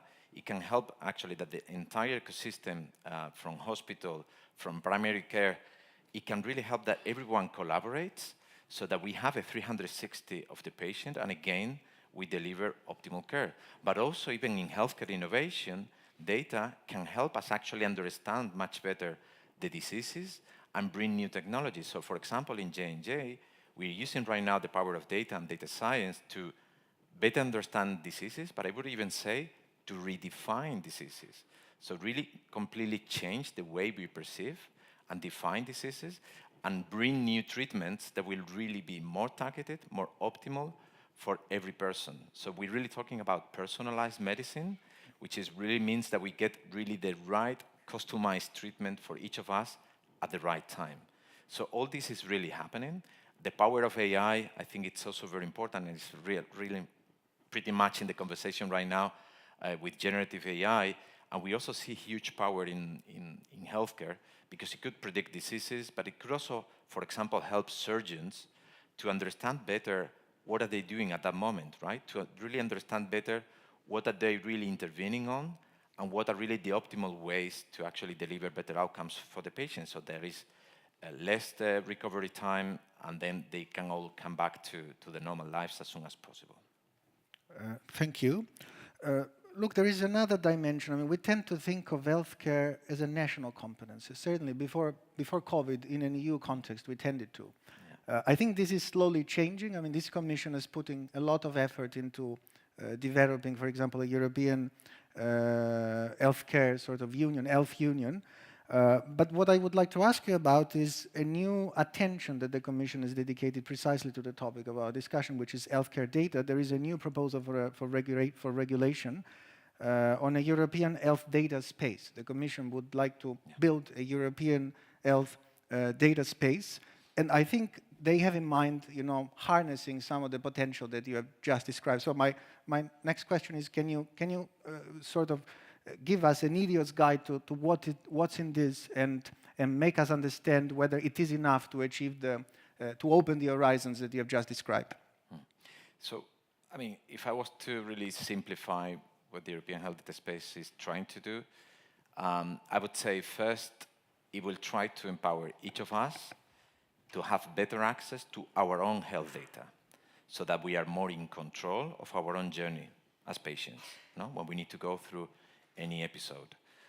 It would also help doctors, by the way, to have more information about you. So actually the delivery of care becomes more optimal. I think that's one side of it.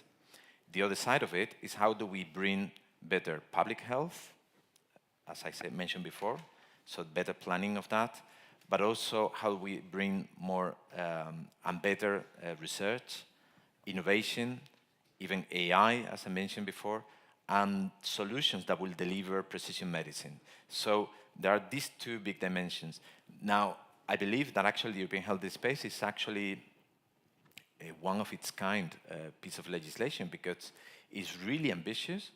It's not only about connecting data and making data accessible, it's even bringing a change in culture. In healthcare, I would say traditionally we have collected so much data, but all this data stays in, I would say, electronic shelves. 90% of it is not really used. The European Health Data Space is really trying to change that. So it will also require a shift in mentality from every actor involved in healthcare. And it would also has the potential to bring more trust, because one of the things around data is actually how do we trust that data is going to be used for the right purpose by the right people. So I think bringing that harmonized approach, a common framework, and breaking silos among member states is potentially going to unlock the power of data as we were discussing it before. So really huge potential. Now we need to make sure that the European Health Data Space is future-proof, which means that we really put all the types of data that will actually be helpful to innovate in future, but also it's well-resourced. And particularly, I'm also thinking that it needs to also have some good accompanying measures to bring society along, particularly if we think of literacy and skills, because if we talk about so much data and digital, do really people understand the power of that? What are really the benefits or potential downsides of it? We believe that there is a cultural change to go through with the European Health Data Space, but certainly a big promise. Indeed, I mean, in a previous exchange, you mentioned the expression a cultural data partnership, which I thought was very interesting and insightful from this point of view. Look, you mentioned, I mean, one of the goals is to make sure that we feel more in control of the data. And I think this is probably, I would say, the elephant in the room for many people, I mean, including probably people in this audience, it's the issue of privacy, right?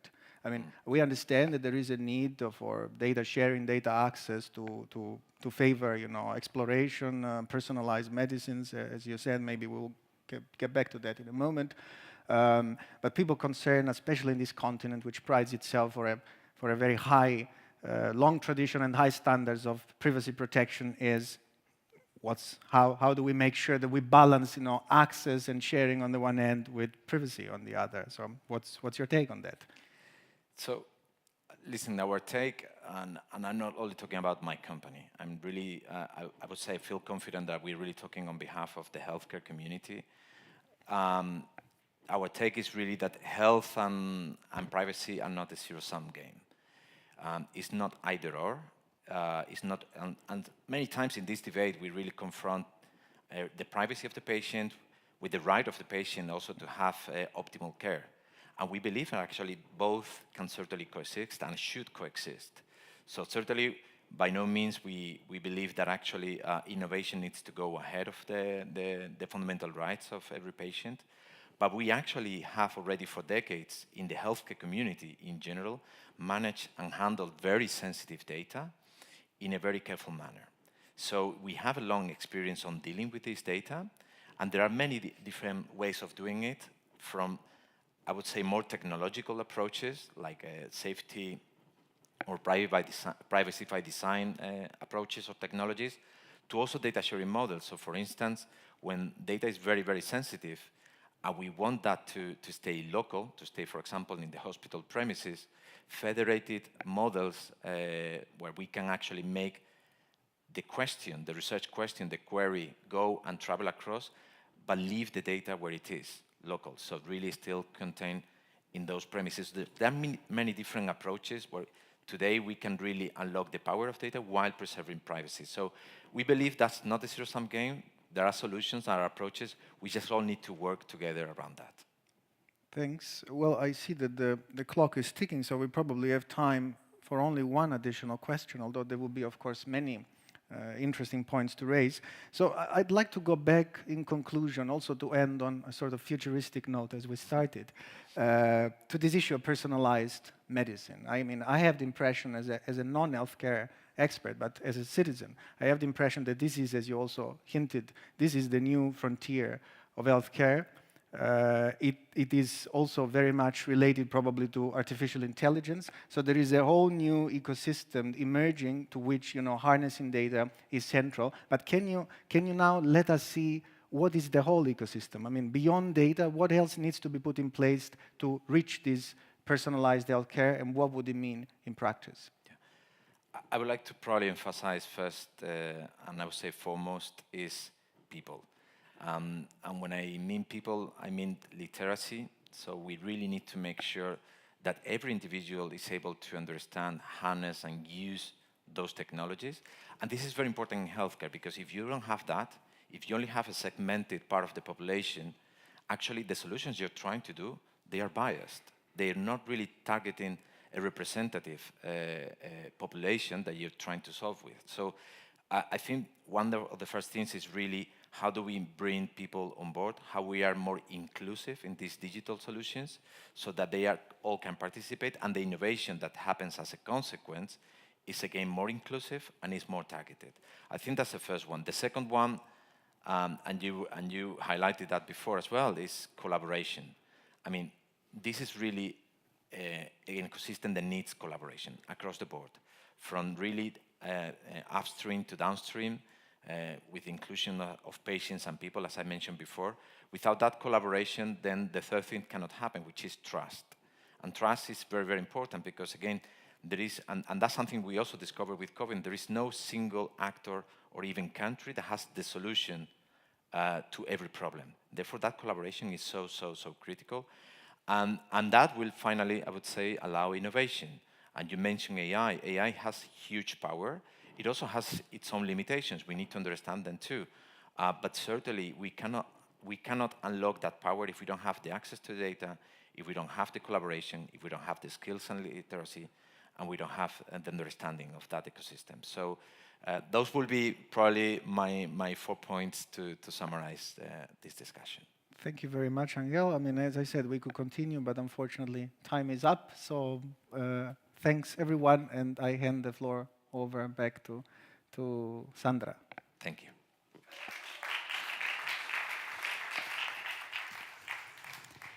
Thank you very much, Federico, for conducting this interview in cooperation with Johnson & Johnson.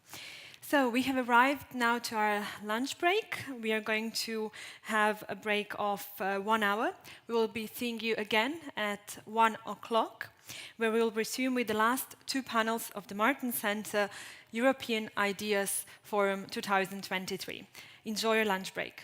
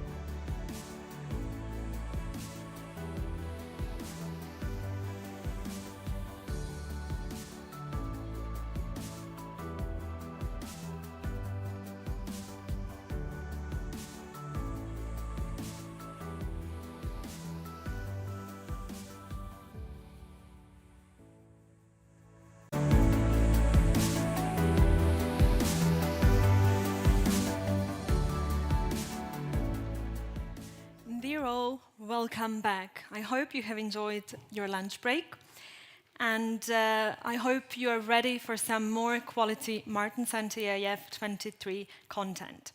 Next panel will be moderated by Martens Center Executive Director Tomi Huhtanen, but before passing the floor, I would like to invite you to use the hashtag EIF23 on slido.com and answering the following question. What should the EU do to improve innovation and competitiveness in Europe? Invest in primary and secondary education, provide massive investment in research grants and funding, or reform the European economic model? As I said, all you need to do is to log in on slido.com, use the code EIF23 and reply to this question.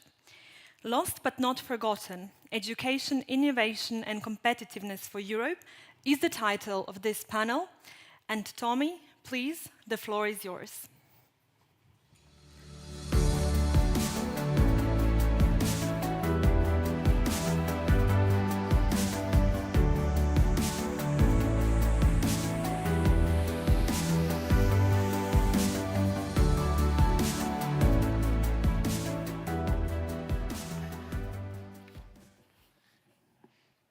So, hello everybody. It's a pleasure to be here. I would like to welcome you to the next panel of European Ideas Forum. With a quite dramatic title, Lost but Not Forgotten, Education, Innovation and Competitiveness in Europe. In many ways, this panel is a continuation of our discussion of yesterday. Education, innovation and competitiveness are different concepts, but they're very much interlinked. They are also concepts where Europe has made a lot of economic, financial, but also political investment. But somehow, at least if you look at the discussion in Europe, it seems that Europeans are not totally happy, or European politicians. First of all, education. Our educational institutes in the global ranking are not exactly climbing up. Innovation, well, in this panel we'll discuss about artificial intelligence as an example, and of course competitiveness. So that is our setting, that is our discussion. And for that I have an excellent panel here. I'm very enthusiastic. First of all, Eva Meidel, member of the European Parliament from Bulgaria, talk leader here in Brussels as we speak about digital economy, also about youth, and member of Committee on Industry, Research and Energy, which is very relevant for this debate. Professor Anu Bradford from Columbia University, Professor of International Law and Organizations at Columbia Law School, also author of various books. We will come later to that part in our discussion. And Peter Westerbacka, chairman and co-founder of Finest Future, but actually more known as a founder of Rovio, and the father of Angry Birds. Mm-hmm. So we know him well. Also professor has professor functions in Asia, also motivational speaker, you name it. Mm-hmm. So up we go for discussion, and I would turn to Eva. You have been on this topic for already many years. So taking out the title of our discussion, Lost and Not Forgotten. Are we lost? Is Europe lost? So what is like 2-3 takeaways as you know, you would focus on this whole setting of our panel? Well, you probably know that by nature I'm a very optimistic person. So I would say that nothing is lost yet. Indeed, I am also, apart from being optimistic, I'm a big realist. So we do find ourselves in a challenging position today.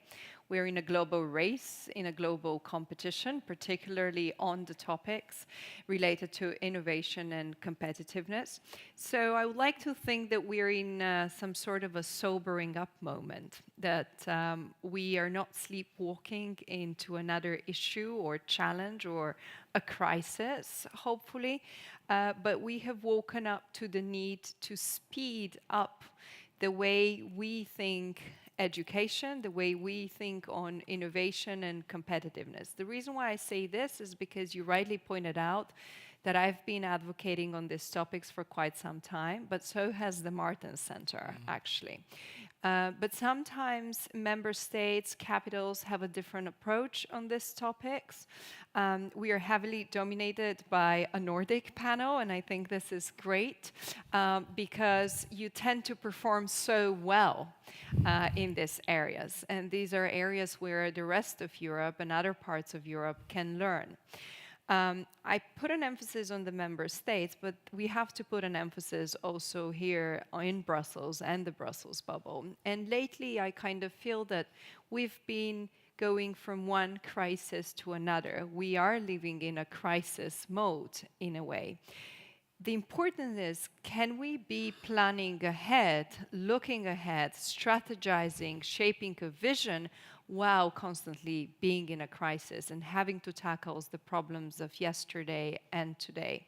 And that's the challenge I see within the Council, within the European institutions in general.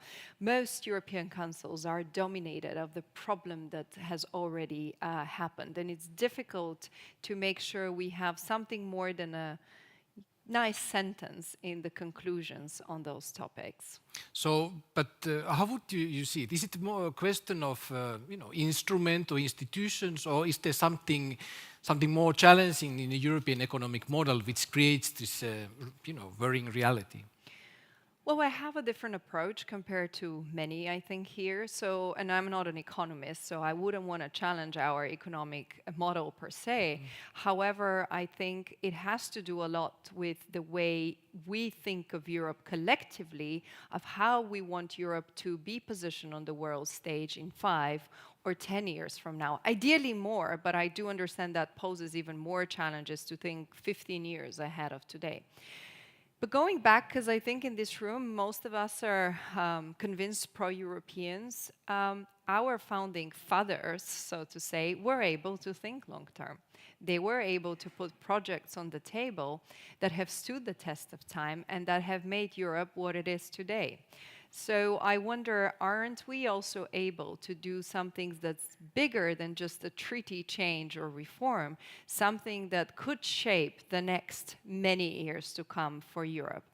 And that would require the ability to, focus on the future while living in a crisis. That would require a lot of leadership. And I'm not entirely sure that some countries possess the leadership that's needed to think so long-term.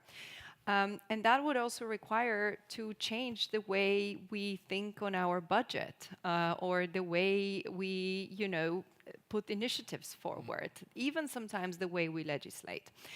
So these are all uncomfortable things that we are not very comfortable diving into. All right. Listen, I forgot to tell you in the beginning, so between us, there in the back room, we decided that we call us, each other in first name basis, just to make clear that there's no disrespect here. So, Professor Bradford, Anu, so just for the background, when we speak here in Brussels about competitiveness, right or wrong, often we start to speak about the regulation. And one wording which always goes in that discussion is the Brussels effect. And in fact, Professor Bradford, Anu, is the person who coined the whole concept.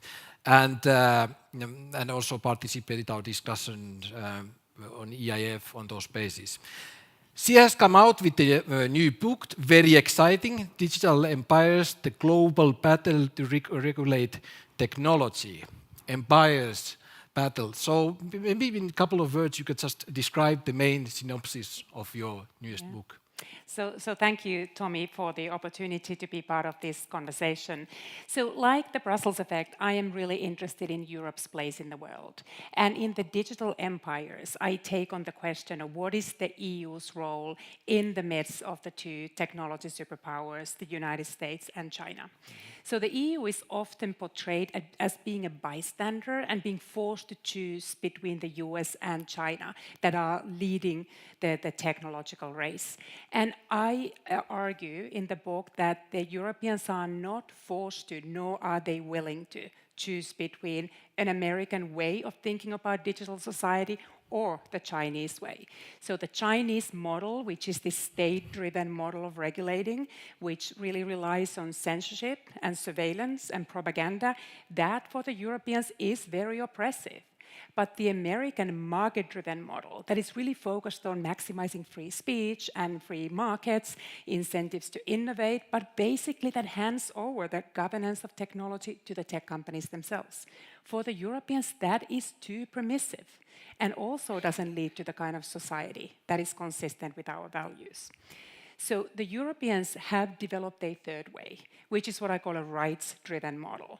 So this notion of a human-centric digital transformation where the protection of fundamental rights of individuals, democratic structures of the society, and a more fair distribution of the gains from digital transformation take a center stage. So now one question in the book is, how does the European model fare compared to the Chinese and American model? And here I argue that the American digital empire is actually failing. So around the world, there's increasingly a sense that the tech companies cannot be left to their own devices. They are not acting in our interest, and we actually do need to regulate. So the European model is gaining great traction around the world. But there are certain concerns about the European model. One is that what does that mean for innovation? So yes, we have articulated a way how we protect digital rights, but does our model also accommodate innovation? The American model has been very conducive to innovation, but that also makes you ask, is all innovation beneficial? What kind of innovation do we want to see in Europe? But let me maybe mention one thing that leaves me particularly concerned, and that is in the sort of set of regulatory battles over technology. I do worry about liberal democracy. And I think liberal democracy can be lost in one of two ways here. One is that if the US and the EU lose their battle to China, the Chinese digital authoritarian model is gaining a lot of traction around the world.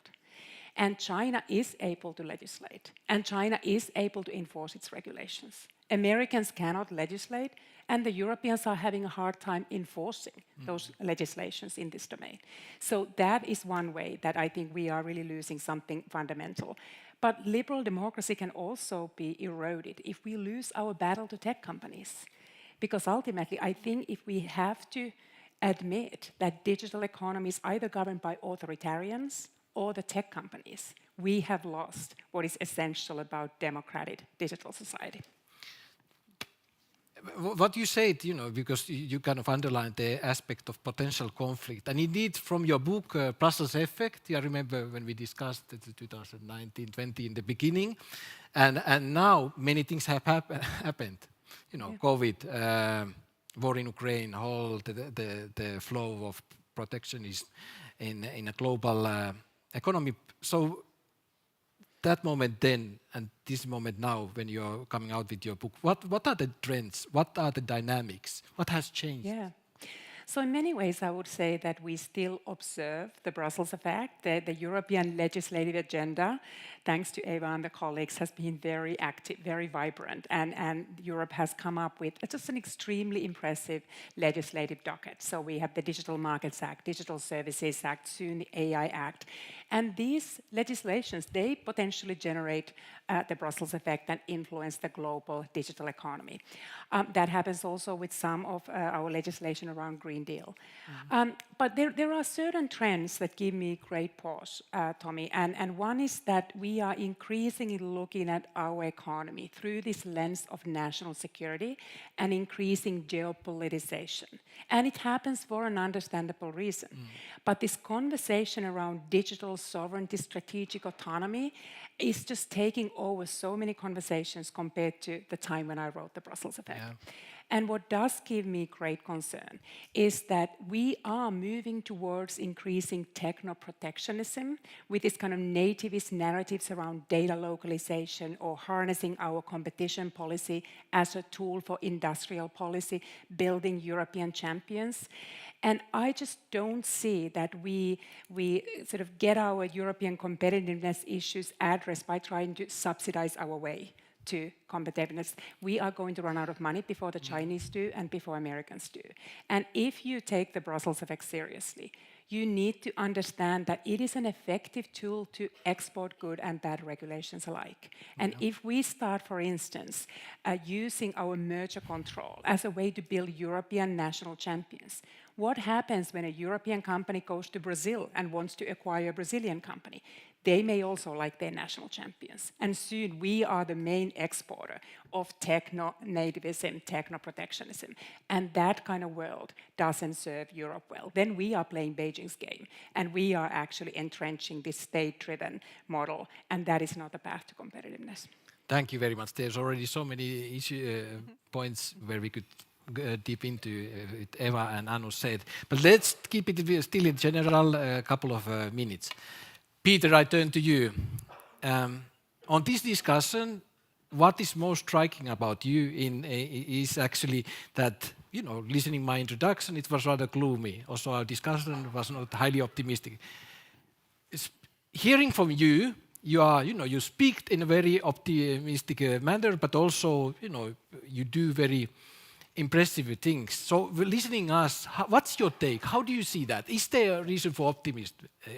Are we lost in Europe? I think that we're very much winning. So I think that is one thing, and I think Eva also put nicely there that like how do we want to see ourselves, in Europe? And I think that we are very good at always, looking at the glass being half empty or like completely empty.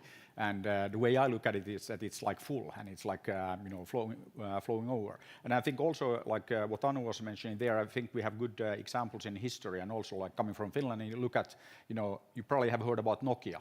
They're still around.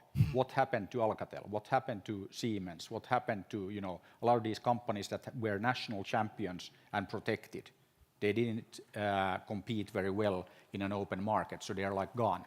So I think that this is something that again we have good history of doing these things and opening market. And of course, I mean, we can all in Europe be very, very proud of things like GSM that we created. And that's like, again, ancient history, but it's still a great example of how we leveled the playing field and we won.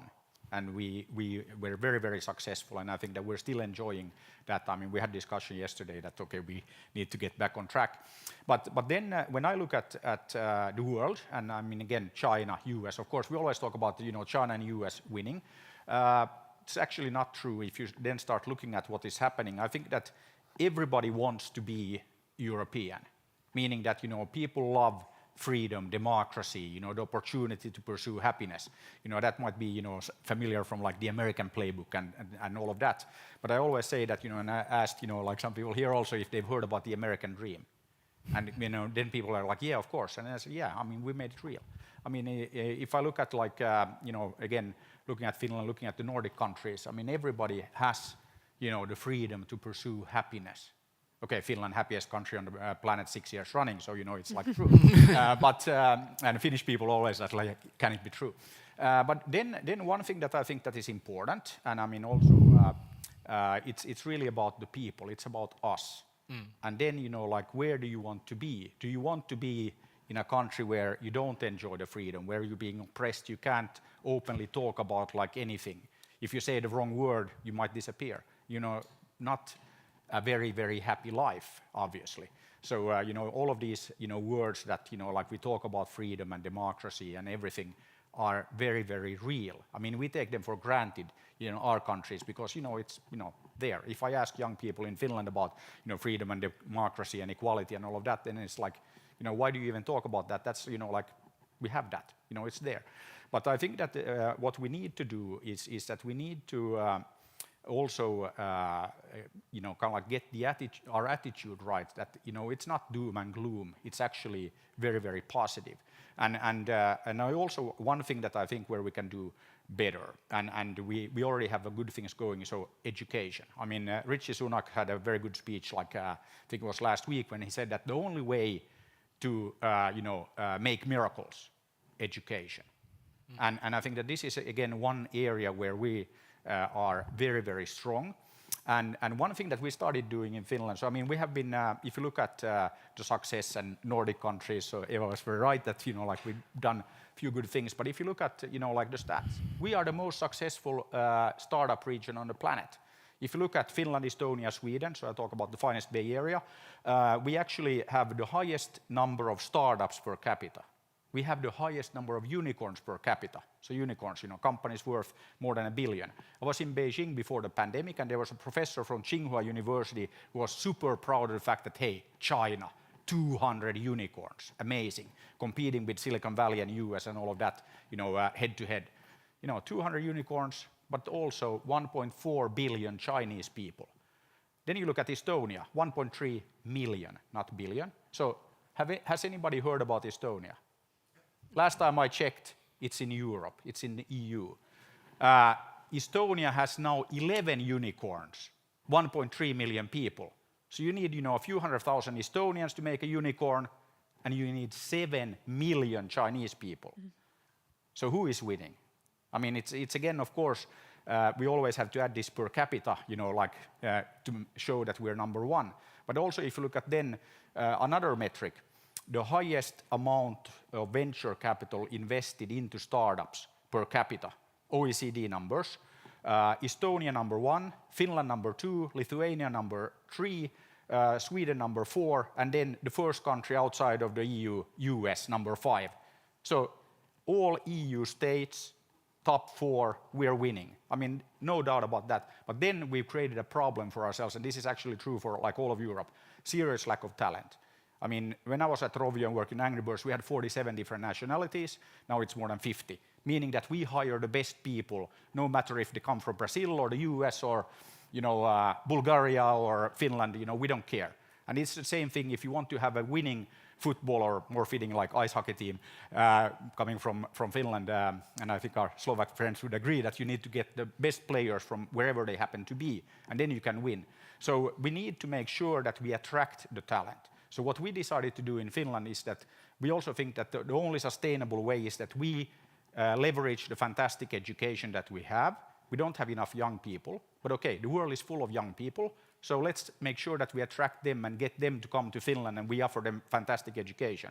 3 years ago, we started teaching young people, first in Vietnam and Uzbekistan, Finnish language. So Finnish language, as everybody probably knows, it's one of the easiest languages to learn.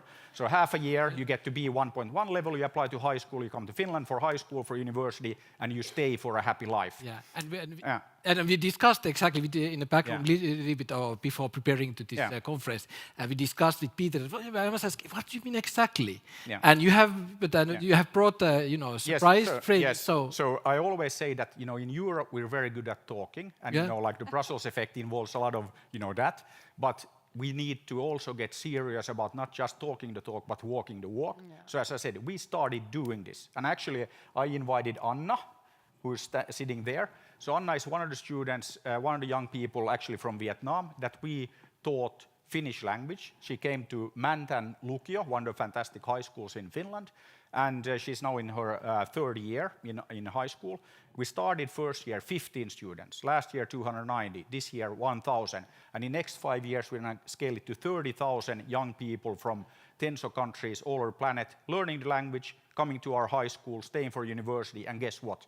Then starting companies, starting families, growth. So 5-10 years from now, when the OECD guys come to Finland, they ask us, how did you make this miracle happen?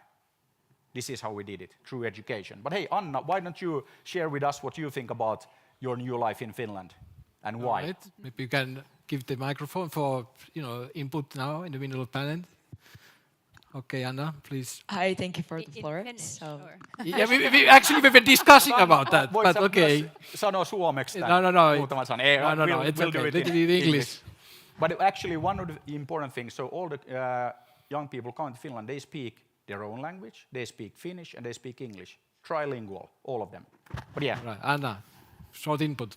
Thank you for the floor. So my name is Thi Nguyen, actually my real name, and in Finland, some people call me Anna also. Peter is one of them. So I originally come from Vietnam, from Saigon in the south, and I've been studying and living in Finland in Manta cities for more than 2 years now. I think that if I talk about Finland, I think that Finland has taught me 2 things. The first one is happiness. Okay, it sounds very boring to say happiness, but I fully understand why it's the happiest country in the world. But if you ask me, many people actually ask me, just talk about happiness. I'm like, no, I cannot talk about it. I just have to go there and live in Finland to understand. The way that people, are content and satisfied about their life, and that they can, I can, be truly happy with being alone and myself and with the resources that I have in Finland. And I think that's very important. The feeling is not what I have ever experienced before, and I valued it a lot, but I just cannot explain why is it happy. It's just happy. And you just have to live in Finland to understand that. And that's one of the things that Finland has crawled in me. And the second thing is also, I learned about freedom, and freedom in the way that it's just not something that I have known before. I went there, and I remember I had a huge shock when one of my friends say a very aggressive argument against our president, Sauli Niinistö. And I had a shocking moment. I was like, how can you say that? Is it forbidden here? And it's like, no, you can say anything that you want. And then I realized, okay, so I can say anything that I want here without being banned. And I started to participate in European Youth Parliament as an active member. And there we hold different stimulations of the European Parliament during the years. And we talked about different things, and we make hundreds of resolution booklets to problems that I didn't even know exist before I participate in that. And we just openly talked and discussed about politics, about problems, and we want to solve. And it's just eye-opening for me. And also I start to, look up on startups, which is a huge thing in Finland. And I have friends who just, talked about startup as if they are starting a game. They're just, oh yeah, I want to open a startup on, the gym shakers tomorrow. And I was like, it just sounds so simple, but it's possible in Finland. And how you can ask Peter, because he's one of the most experienced startup investor and entrepreneurs in Finland. But yeah, then I just feel okay, so this is how is it the freedom to participate and the freedom to opportunities is what Finland have, and I believe also Europe have, and for me it's just so valuable, and it's just so new, and it's a huge thing. It's just not something obvious, but none of my Finnish friends actually talked about that. So yeah. Thank you so much. So I guess the issue here is that there's a model which we can expand in Europe. Okay, we are half time now through of the. Thank you, Anna. We are half time through our panel, and we have so many issues to go. So let's put the tempo up. But let's focus on a little bit more on this education, youth aspects, and let's have a quick round, and then we go back to this whole macroeconomic competitiveness, the big picture discussion. So. Anu, you have been, your start of your education you did in Europe. Now you are in a very well positioned in the US university system, and you deal with young people and all that. So I bet that often you think, you make in your head the comparison, the education system in US and Europe, and lessons learned and all that. So how do you, listening Anna, what's your takeaway? What's your recommendation? How do you see this whole education dynamism in Europe? Yeah. So let me just say, I just loved hearing about this program and hearing directly from Anna. And this is a huge part of my own vision of what is the strength of any competitive society. You cannot have innovations without innovators. You cannot have those without real talent. And I think Europe has really, sort of the way where Europe, I think, is most behind the US, it has failed to embrace immigration and talent. And the universities are really important gateway for American labor market. And if you look at the sort of immigration for a moment, I then go to the educational institutions, over half of over $1 billion startups in the US have an immigrant founder. And even if we, for a moment, look at the biggest tech giants and their founders, so Steve Jobs of Apple is a second-generation Syrian. Jeff Bezos of Amazon is a second-generation Cuban. Elon Musk of Tesla is South African. Then Eduardo Saverin, the co-founder of Facebook, is Brazilian. Sergey Brin, the co-founder of Google, is Russian. And often these immigrants come to the US through the education system. So the US universities are seen as some of the best places to carry out the ambitious educational goals, achieve them, and also then to conduct research. And partially, the institutions are so strong because they have diverse student bodies. One of my favorite things of teaching at Columbia Law School is that I have probably 200 nationalities in that school, and they are in my classroom, and they are there. For instance, my Chinese students help research the book on China with the linguistic skills, with the legal training in the country. It is a tremendous asset for the conversations. And also then the students who come to study, for instance, engineering in the United States, they often stay in the US and directly feed into the labor market. Well, I think they are still often staying. There are many benefits that still make the US. Yes, and I think that's something that, for instance, when President Trump was trying to walk back the US's commitment to immigration and embracing immigrants as one of the strengthening pillars of America, that would have been a huge opportunity for Europe to roll out the red carpet and say that if the US doesn't want what has served the country so well, welcome to Europe and embrace that potential talent. But I think the universities, there are certain differences that I observe daily. Having been educated first in Finland and then went to Harvard for my doctorate and then taught at the University of Chicago and now at Columbia for 11 years, is that in addition to diversity, there is a certain just palpable optimistic ambition. So the students are there to eagerly learn on a daily basis. And they really want to push themselves. They want to push me as their educator to make sure that they make every class count and they make most of the opportunities that they are given. So there is a certain sort of energy in the classroom. There's also the kind of critical thinking. They have the confidence to challenge my views and the way I teach them. So they really bring themselves and their views to the conversation. And they do that from an early age.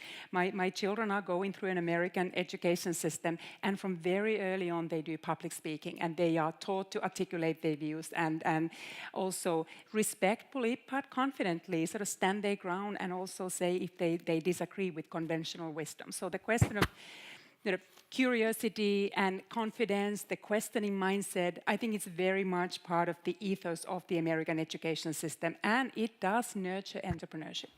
Great. I have to add one thing there. So your kids are going to which school?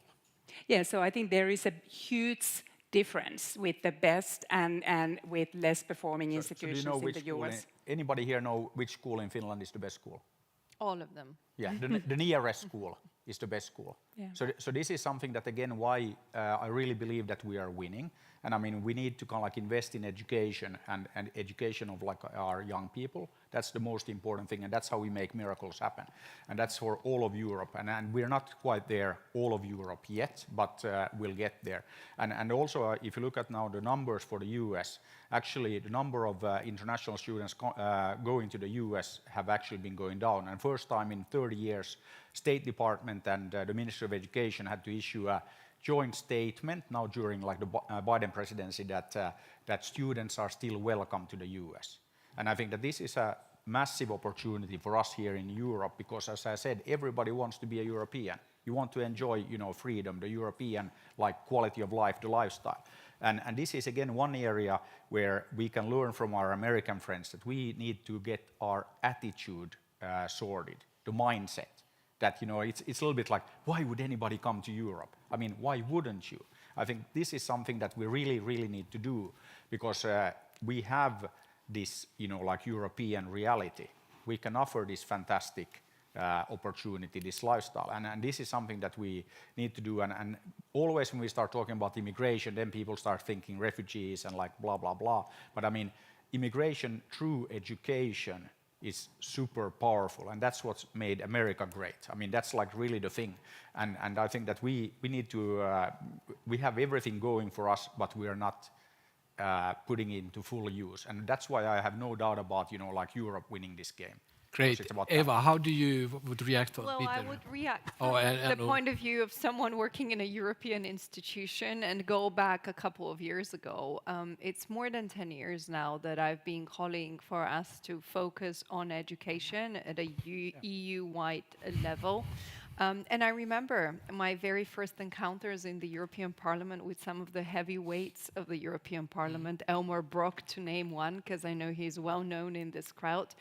We fought so hard. He's like, that's a national competence. Don't even mention it. Don't talk about skills.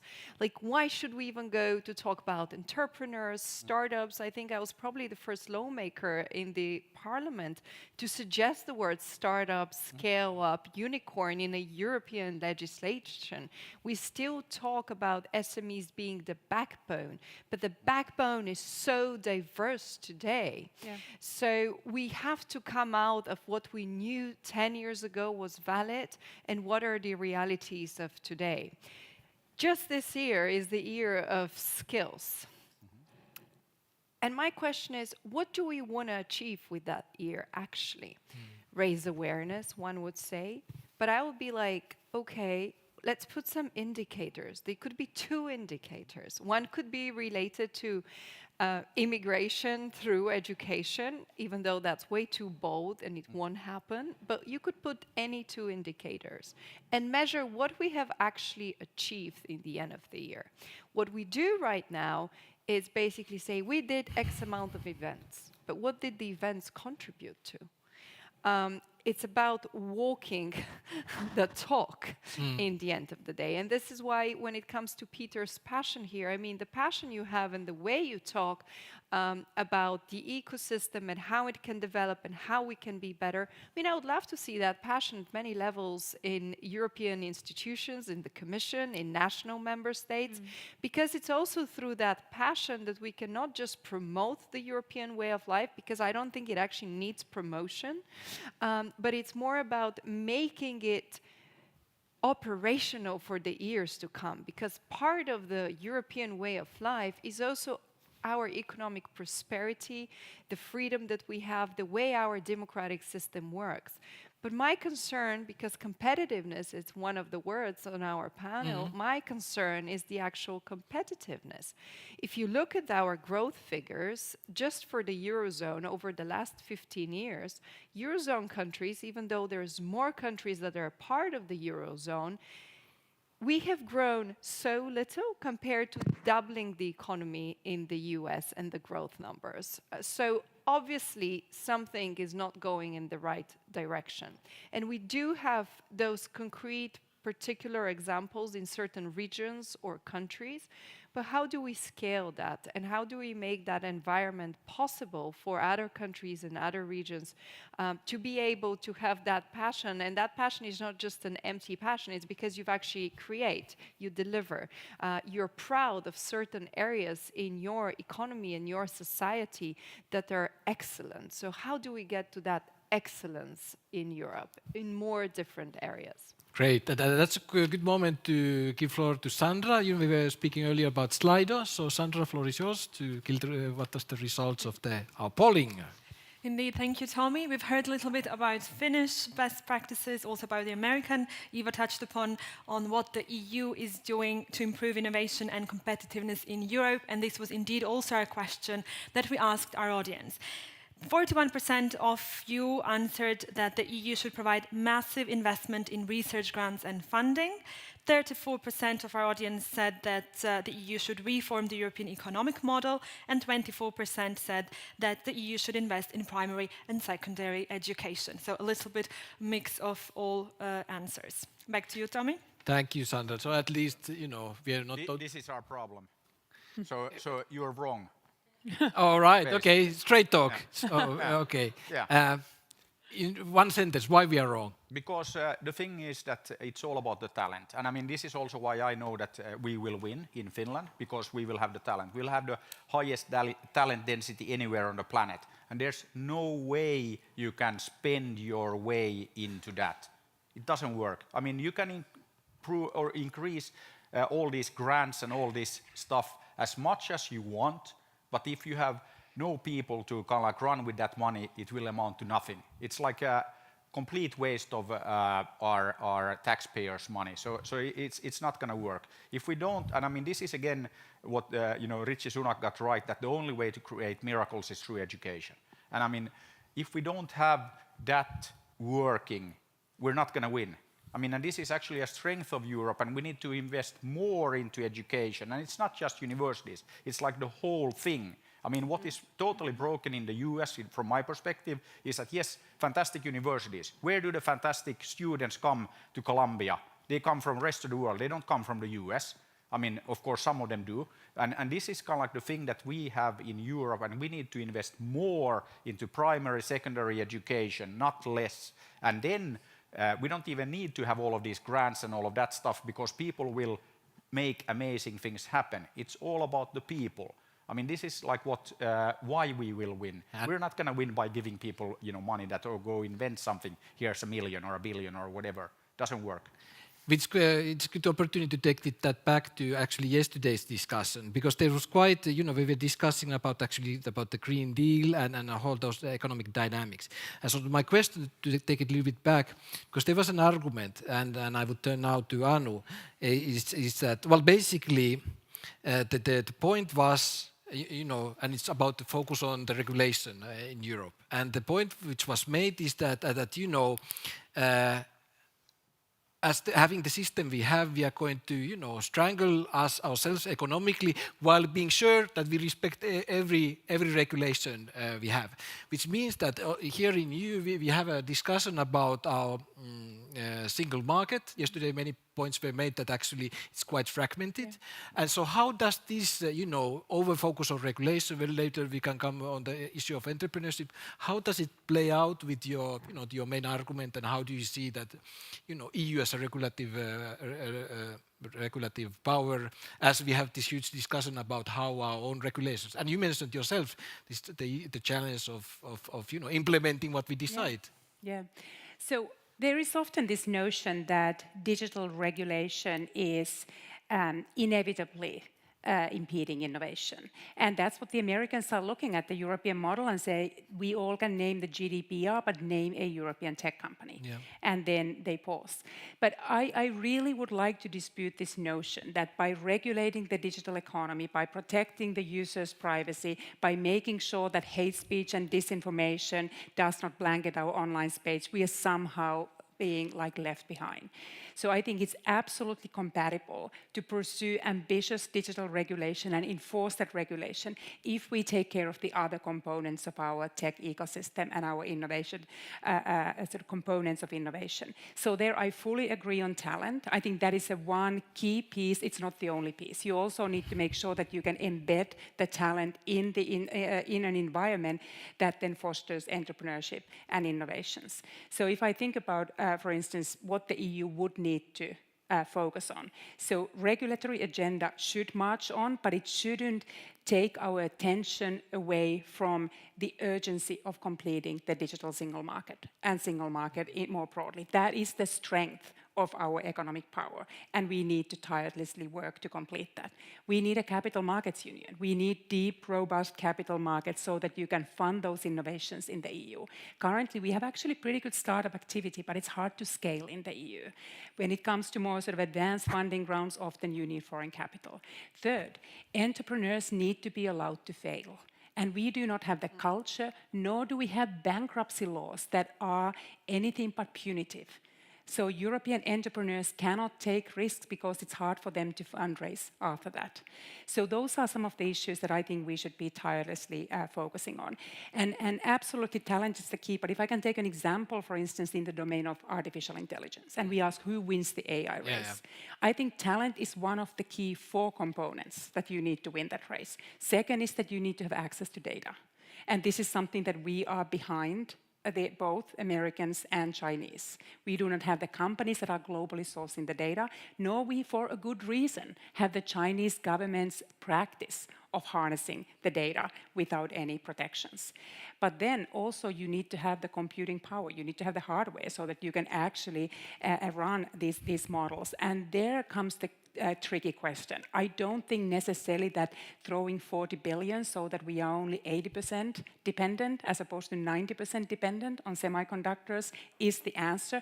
But the question is, what is then a sustainable sort of pro-competition path towards greater or optimal amount of digital sovereignty? Because we still need to make sure that we are not vulnerable to foreign assets in that regard. And then we need to have institutions that are capable of adapting AI. And that's also something that I think that we need to think about. You don't just develop the AI, but how do you apply that? And are our institutions in the position to do that? So I think I agree that talent is the key, but then there's a rather complex agenda. And I would really channel the kind of Peter type of ambition across all those components that should occupy all the European lawmakers, all the European regulators, because it's great to be a regulatory superpower. I think it's important that we influence the rules of the game. And I believe in the vision that our regulations advance, but we shouldn't just be a referee. We need to get on the field, we need to play the game, we need to play offense and defense and play it well. And Eva, if I can throw to you, you're googling something on the issue. My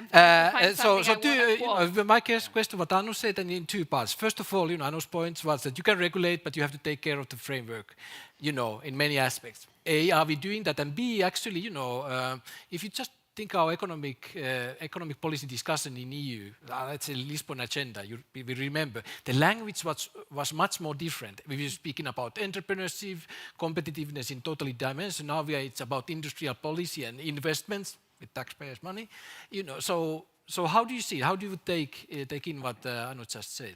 Well, speaking about competitiveness, I want to draw a little bit of attention towards the latest Digital Decade report, because this is something that the Commission has issued just 10 days or so ago, and I think it did not gain the necessary attention it should gain, because the numbers are not just worrying, they're striking.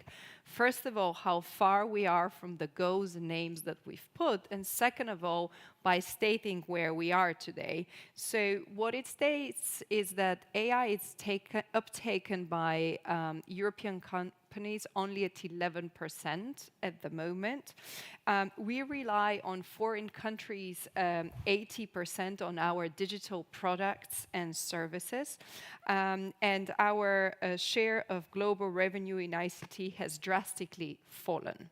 So these are just three of the many other indicators, and the other indicators are not very colorful and don't necessarily speak in favor of our leadership in those fields. Why I think we should have put more emphasis on this data is because we need to see where we actually are in order to base our ideas, vision, legislative proposals, or our funding in the right direction. If you ask me who is the person in charge of competitiveness today in the European institutions, I'm not entirely sure. If you ask me what is our actual response to the digital resilience or digital sovereignty, it depends who you ask, you get a different response.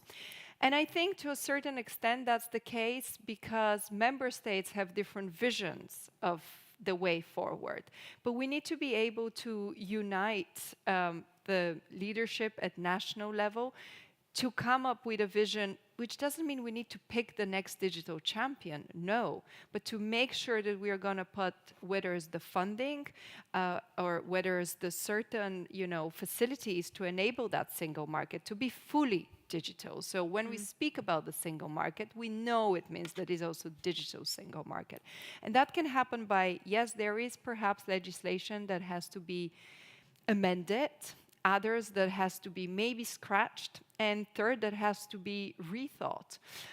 In the same time, I'm a big advocate on the Capital Markets Union or something like a tech sovereign fund that needs to be set up. But we do understand the constraints and the difficulties for this to happen. But someone should finally sit and say, are we going to make it work or no? Because it's a lot of many years that we are talking about it, but we are not fast forwarding. So we need some clarity. Otherwise, it's a fruit hanging out there, but we don't know if it's doable or not. So a little bit of sobering up combined with some passion to achieve those very difficult goals, because I know they're not something that is urgent and pressing, but it is in order for us to avoid getting into another dependency, getting into another crisis, getting into an economic downfall, and definitely not being part of the race of forming that global tech race. All right. But then like my question about like Estonia or Finland, last time I checked, and Sweden, part of the EU.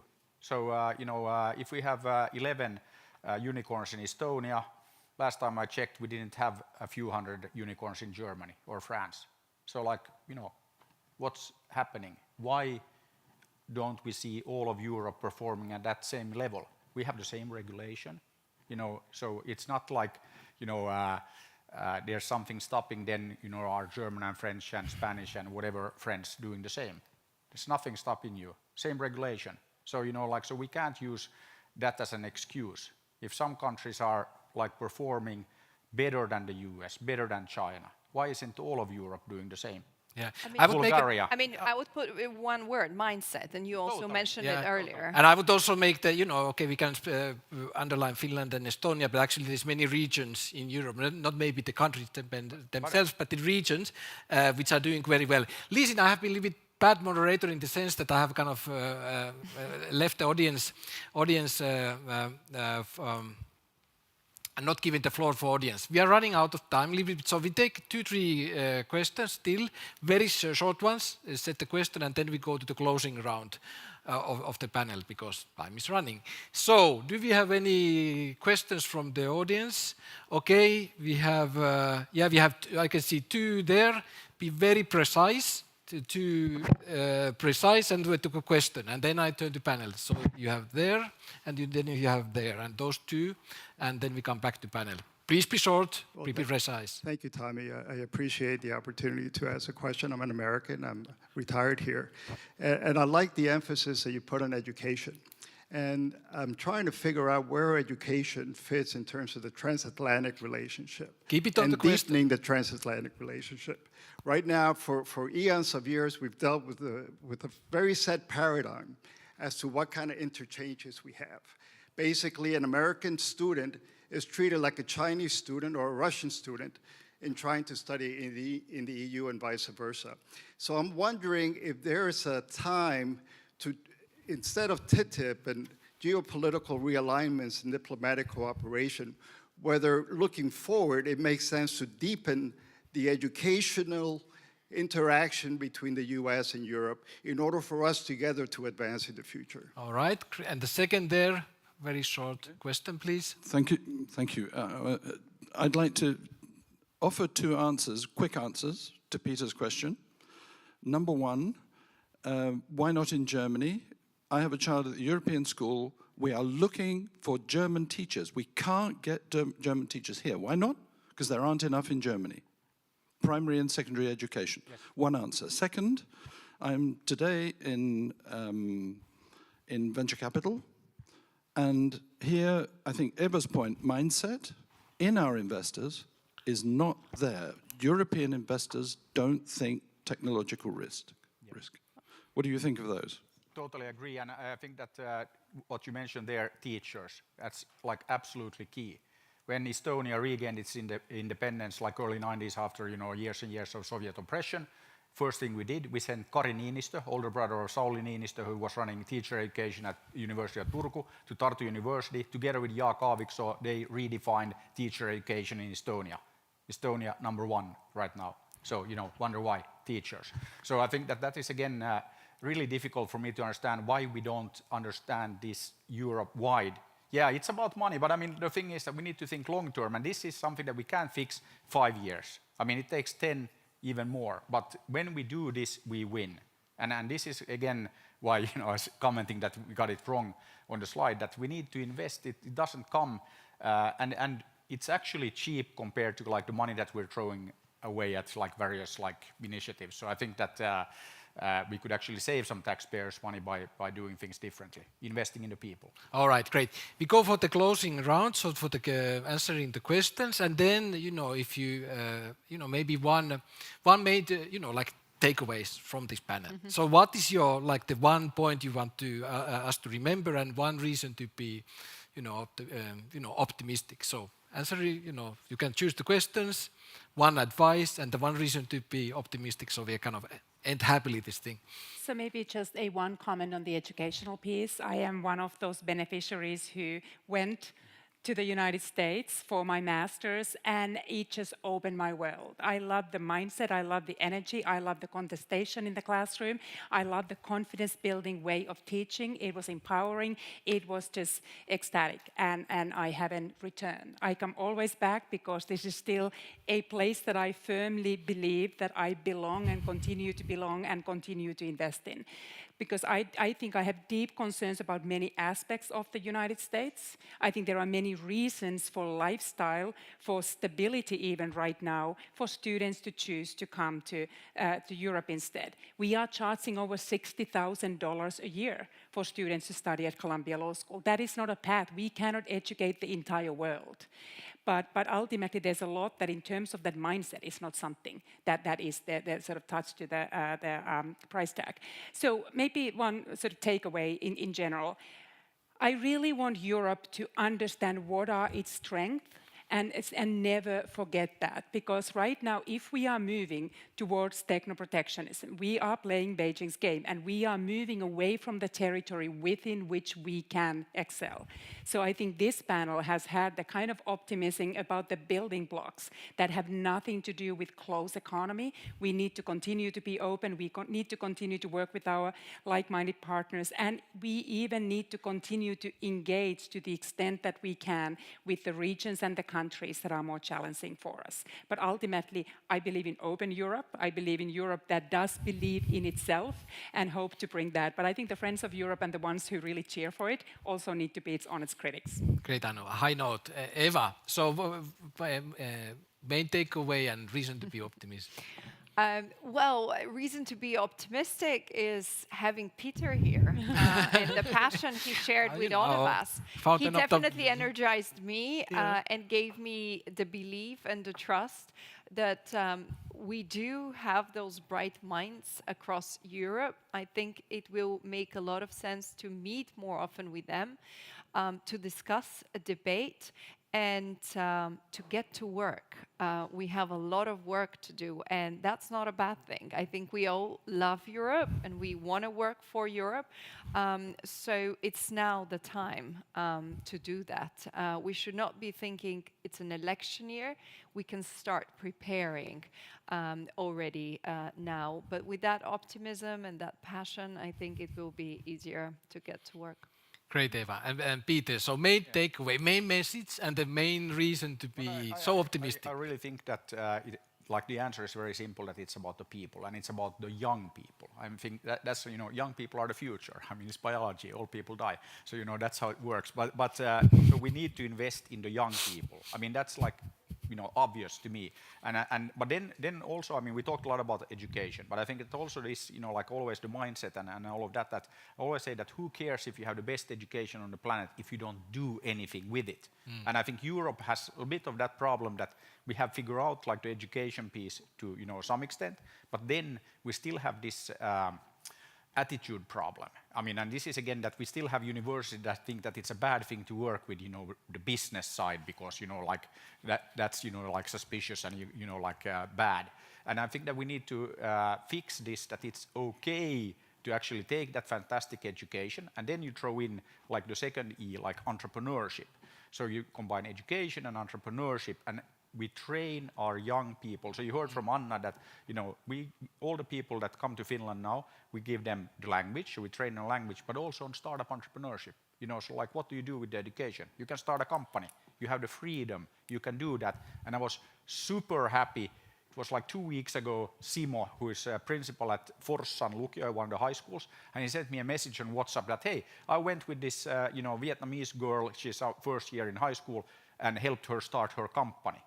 You know, first year high school company, done. You know, so this is what we need, that we need to kind of like use this education, and we need to unleash the talent. And this is again when I say that it's going to be impossible for anybody to catch up with us, because we started investing in this talent years ago. We're years ahead of the rest of the world. We will have the biggest and densest talent pool anywhere on the planet, and the ones with the talent will win, and that will be us. Great finish. Very, very good. Okay, so with that happy upward going note, we finished, and I will give floor now to Sandra to make the concluding procedures, so to say. Sandra, floor is yours. A big applause for our panel.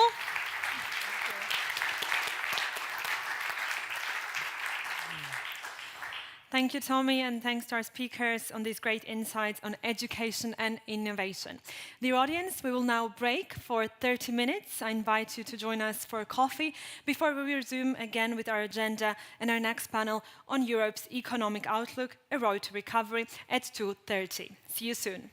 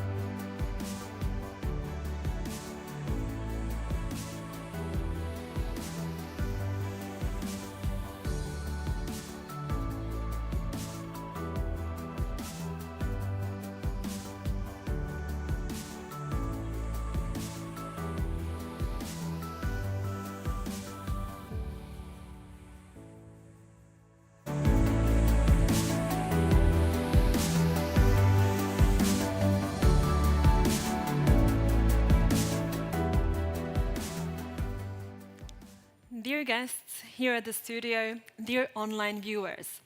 We have arrived to the last panel discussion of the European Ideas Forum 2023. Europe's Economic Outlook, A Road to Recovery, is the title of the panel, and we look forward to our last panelists shedding light on Europe's economic and monetary affairs. We have a special Slido question for this panel as well, so go ahead and vote on slido.com using the hashtag EIF23. There you will find the question: what is the most important economic issue at the moment? Is it lingering inflation? Is it looming recession? Or is it high levels of public debt? With that said, I'd like to introduce now the moderator of this discussion, Federico Ottavio Reo, Strategic Coordinator and Senior Research Officer at the Martens Center. Over to you, Federico.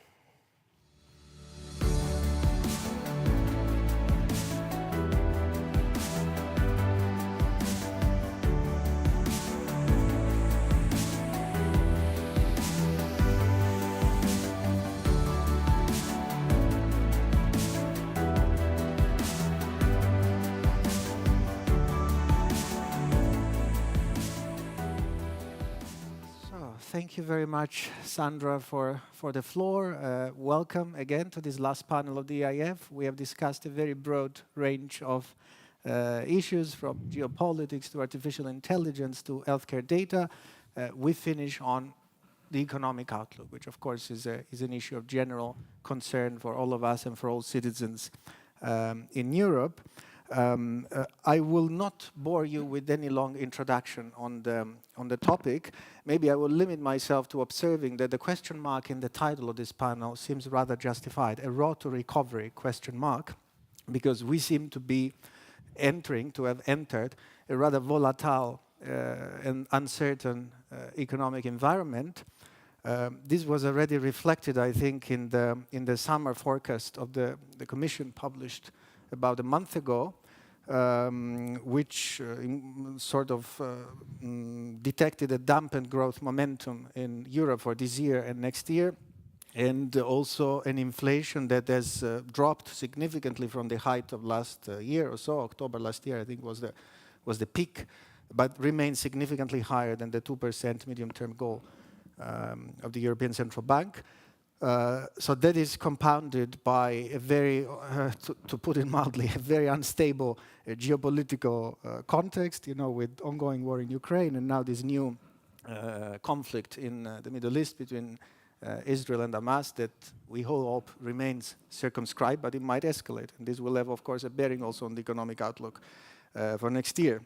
Maybe last sort of background aspect that I would mention is the fact that the sort of economic constitution of Europe is in the process of being rediscussed in many aspects. I mean, the Stability and Growth Pact, so the fiscal framework, we are in the process of renegotiating it, and if we don't agree on a new set of rules, the old rules will kick in, back in from next year.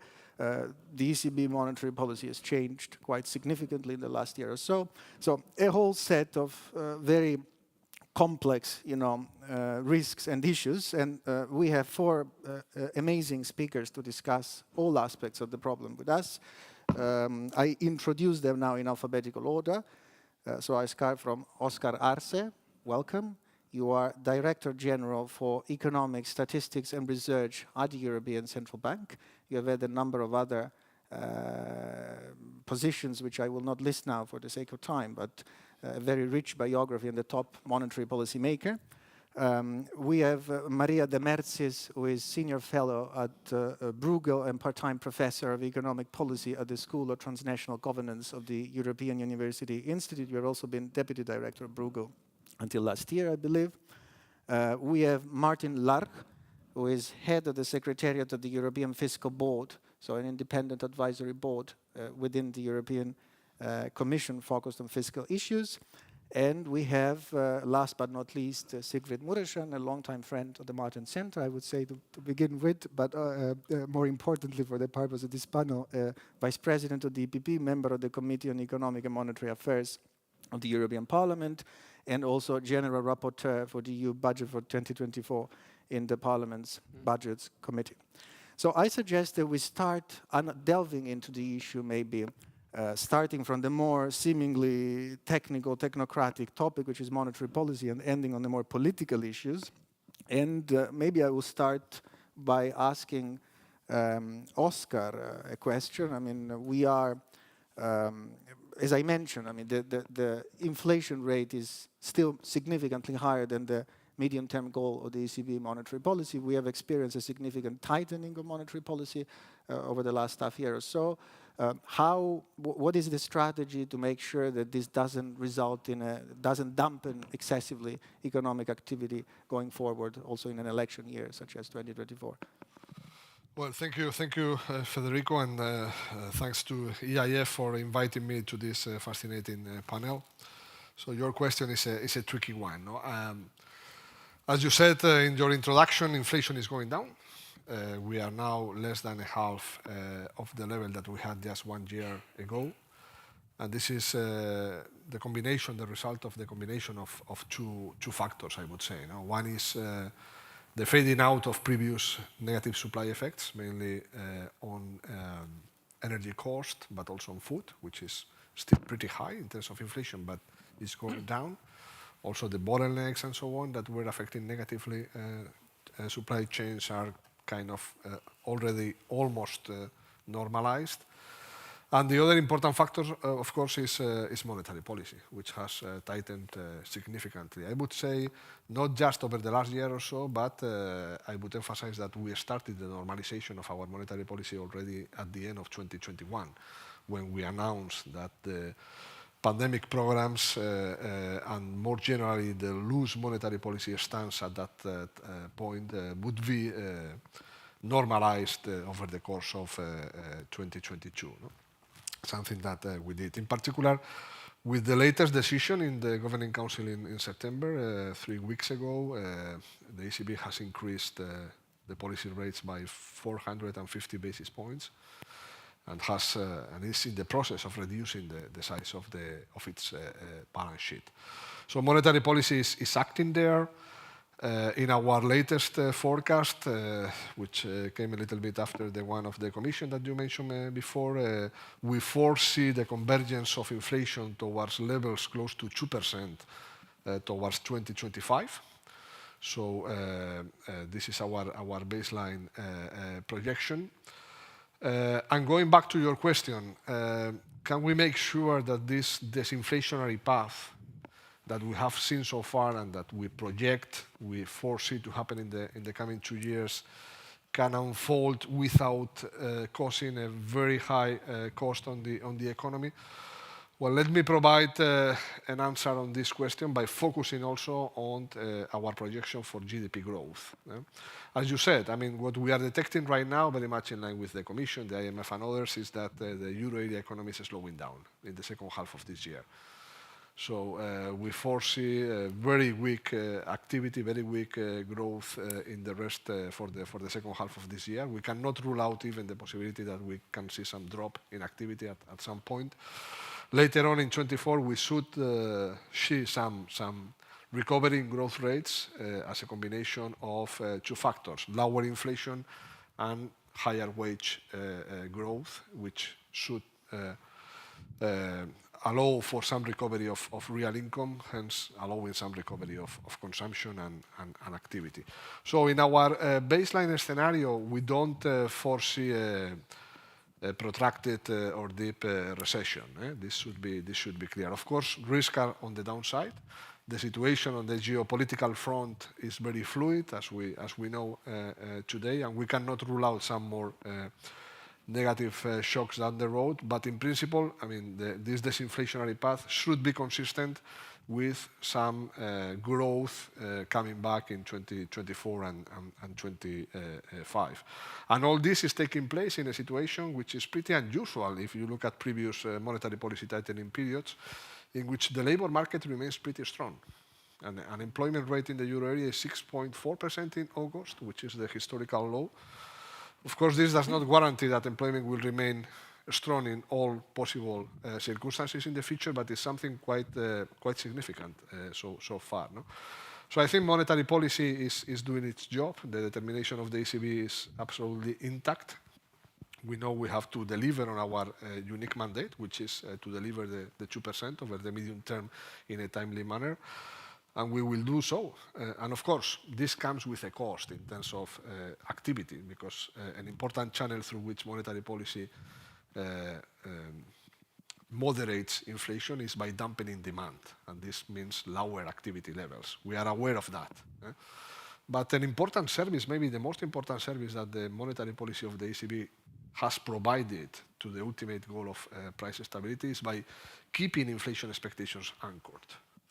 And if we look at all the indicators about medium-term inflation expectations, all of them are well anchored, are stable at levels very close to 2%. No? So as long as we are able to keep these expectations well anchored, as long as we are able to keep the credibility of the public on our determination to deliver price stability, the cost of this inflation will be lower. No? And I think this is an important asset for the ECB, the credibility by the public, which of course requires not only words, but also actions, no? Of the kind of those seen over the last 2 years. Of course. Thanks, Oscar, for sort of introducing the monetary policy side of things. Of course, I mean, monetary policy tightening also has a bearing on the fiscal side and the costs of financing debt, for example.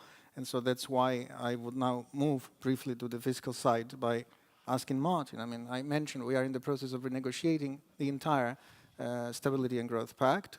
We do not know yet if an agreement will be reached and what agreement might be reached, because there are traditionally important divisions between member states. Maybe I would ask you, could you give us an update on the state of play on the negotiations on the fiscal framework, and also what risks and opportunities do you see at work here? I mean, you're from Südtirol, so you have the Italian side, but also a kind of German exposure. And so give us an overview of this. Well, thank you, Federico. Thanks for having me in this very nice panel. Now, your question covers a number of very difficult, I would say, issues. Let me start with where we stand with the negotiations on the Stability and Growth Pact. And in order for, I think, the audience to understand where we are, I think it's important to take a step back and to look at where the negotiations started. They started at the beginning of 2020, so shortly before the pandemic broke out. And at the time, the exercise was not aimed to end with a major legislative reform of the Stability and Growth Pact. Although debt levels were already high in some countries already at the time, and that you can read in all the official documents, it was meant as a review exercise that is actually mandated by the so-called 2 and the 6 pack, so the last two reforms of the pact. And if you look at the Commission document that summarizes the assessment of how the 2 and 6 pack work, you will see that it says, well, there's a number of important strengths, and there are some possible improvements. Now, or then in fast forward at the end of 2022, or at the end of 2022, first with the Commission orientations, and then in spring this year with concrete legislative reform, the narrative has completely changed. The narrative now is that we need legislative reform. Now, what has happened in between is, of course, the pandemic that has, in some countries, or most countries, increased the debt levels further. We had then energy price hikes and all its implications that were just described. But what is possibly less visible, but still very important to understand the current situation in the negotiations, is the division of the member states. So the division in the Council, you alluded to this. So there is a group of countries for which the rules, the current rules, have worked reasonably well, in the sense that public debt has acted as a buffer. So it has increased when a major crisis hit, and then it was brought down in the subsequent years. We have seen this particularly well after the global financial crisis of 2008. We saw that in most countries the debt levels went up to absorb the shock, and then they came down almost to the levels that were recorded before the global financial crisis. And then we had another group of countries where debt levels have constantly increased, and then gave rise to concerns that are still valid, especially these days. We have observed that. So I think, just to close on the point on the update, the division of the member states in terms of whether they followed, let's say, the prescribed path of fiscal policy that is embedded in the current rules or not, is still very much there. Now the Spanish presidency is working very hard to find as they call it, a common landing zone. And the official target date is at the end of the year. Why at the end of the year? Because then beginning next year we will have the European election, and then the legislative process will come to a sort of a natural institutional break. So that's why there is this official target date of the end of the year. Now, I hope that an agreement is reached, but in the debate you still have very much, if you want to simplify, two blocks, where one block says, well, you know, there is a sense now after COVID, after the energy crisis, and with new policy priorities like defense, green transition, there is a need to rethink the rules, but we also need to have assurance on, say, that also then reformed rules are followed. So this is essentially the division that we still have, that we had when the debate started, and that we still have right now. As I said, personally, I hope that this is resolved by the end of the year. Now, why is that important in the context of the economic recovery? Well, first of all, we know that the economy now is weakening, has weakened. Although personally, I think that this was to be expected. Actually, I'm positively surprised about the resilience of our economies in the wake of the terms of trade shock, the energy price hike that we have observed last year. We in the European Fiscal Board, we have done a historical comparison going back to the 70s when we had the first big oil shocks. And if you look at just the numbers, the terms of trade shock, the size that we have observed last year was much bigger than we had in the 70s. So just taking that into account, you expect that one had to expect a major impact. Of course, there was an overlap with the rebound from COVID and so on. So one would expect a sort of a deceleration in the wake of such a shock. Now, why is it relevant? Why is it important then for the outlook? I mean, if the economy is weakening, then of course this has an implication of how markets perceive sovereign debt levels. We have seen that last week markets can be quite nervous. Maybe it's not warranted, but that is a reality. Then should we see a further weakening, it's always important for fiscal policy to have enough fiscal space. That's the case in several or most member states, but not in all.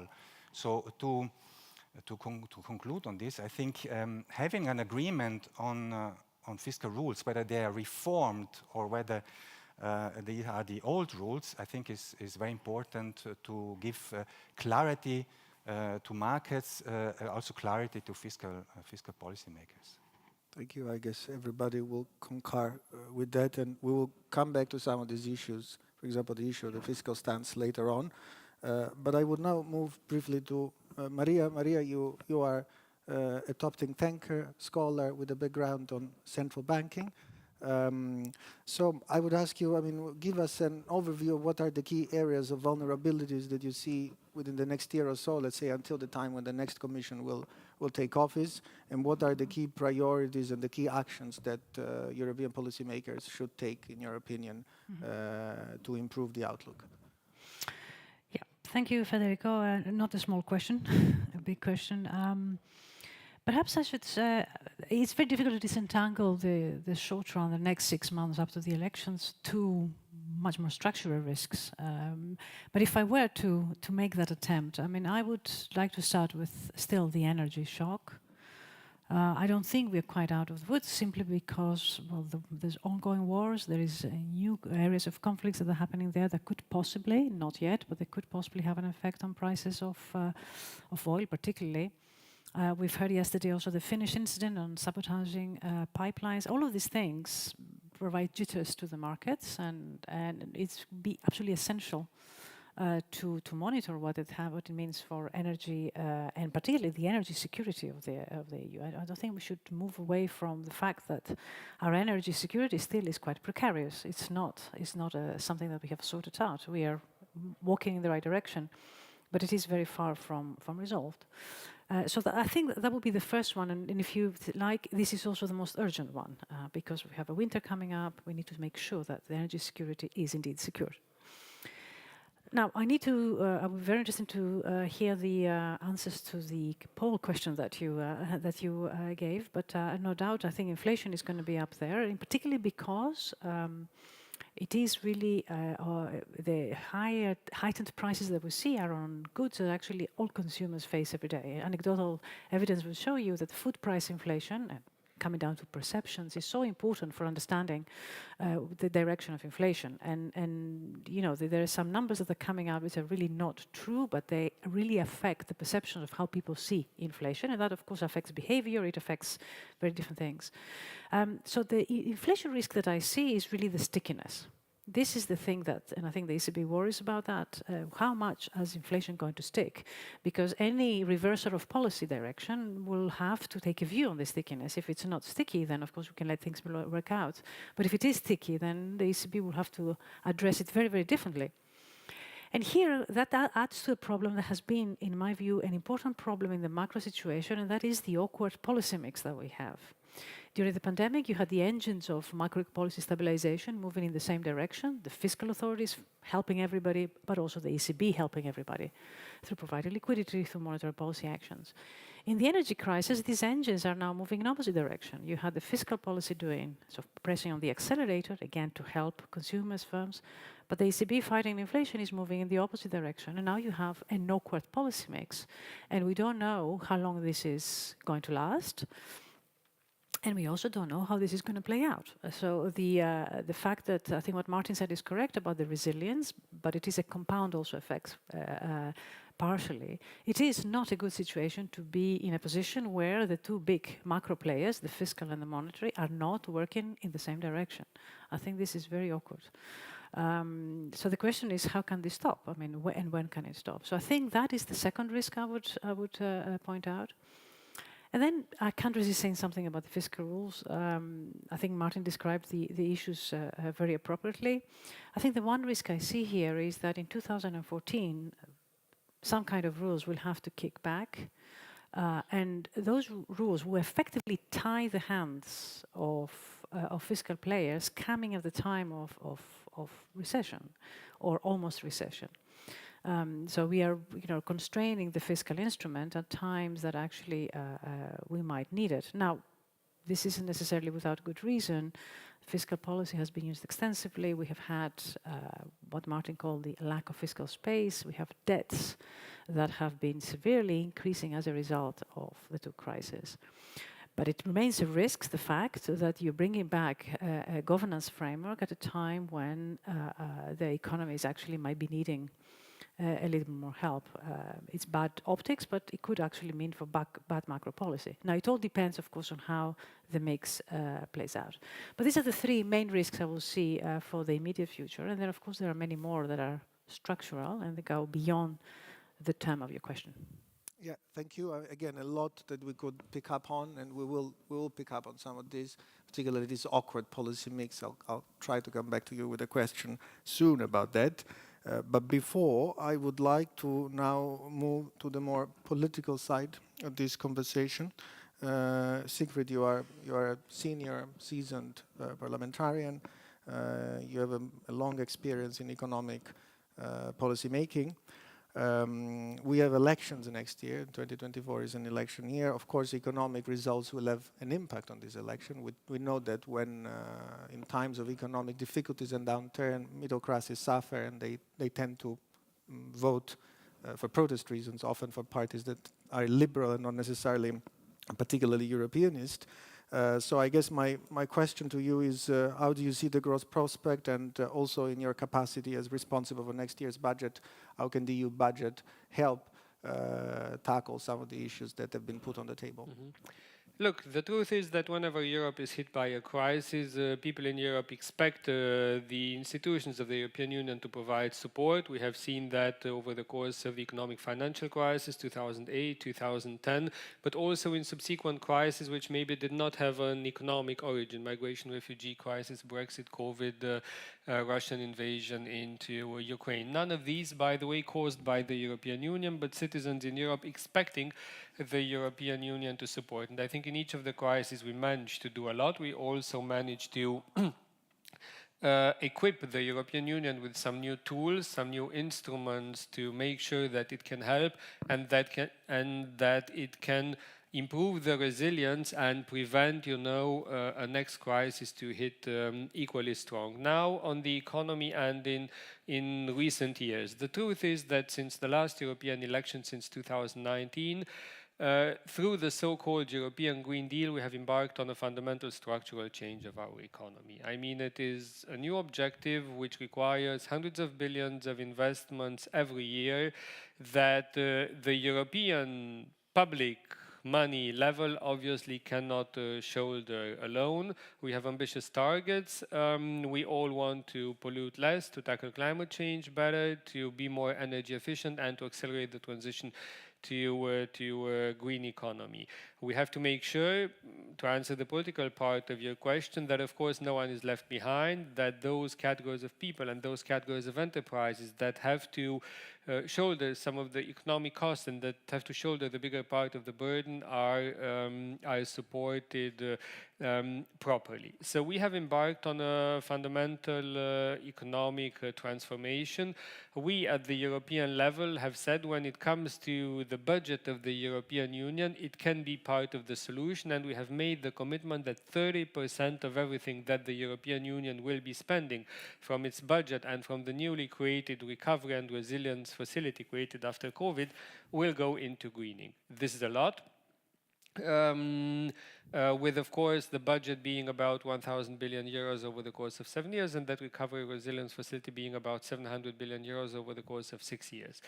So that brings in several hundreds of billions of euros of European investment into greening. But that, of course, will not be enough. Accompanying investments, public investments at national, regional, local level will be needed. And of course, through everything that we do, we are looking to incentivize private investments, which are key into those same areas. So we have embarked on that fundamental transformation immediately after 2019. Then in 2020, COVID hit with all of its economic and social components. And then we created what was, up to that moment, at European level, the biggest package of economic support, recovery and resilience facility, with the objective of helping people, enterprises, regions affected by COVID and the economic social consequences of the pandemic, but also with the objective to improve our resilience, to make sure that never again in the future a crisis finds us equally unprepared as this one had. Improve the competitiveness of the economy, improve the resilience of public systems, make sure that there are no bottlenecks in the healthcare system, make sure that education systems are relevant and particularly they are digitized enough. Significant investments there as well. Very often when there is money in the game, people talk only about the money, but the truth is that the Recovery and Resilience Facility is a program for investments and reforms. And it is maybe the first and most effective tool that existed at European level to incentivize, to inform much needed reforms at national level. Reforms which we have been talking about for the last 10, 15 years. Some reforms happened, particularly in times of crisis, but not so much in between crises. So we do have now an instrument to incentivize reforms where member states where governments in each member states have to commit to undergo certain reforms to have access to that new fund. So I think it is very important that we continue on this course, that even in good economic times we reform, we consolidate our budgets, and we do not allow for vulnerabilities to grow, because what doesn't kill you in good economic times can completely, tie your hands during times of crisis. Too high level of debt, brings you as a government in a situation of not being able to support in times of crisis those who need to be supported if you did not save enough in good economic times. So to conclude and to finally answer your question, look, I think we need to keep course. We need to keep course. We need to continue reforming. We need to make sure that public money is well spent. We need to make sure that we create the right framework for the private sector. We create the right framework for the private sector to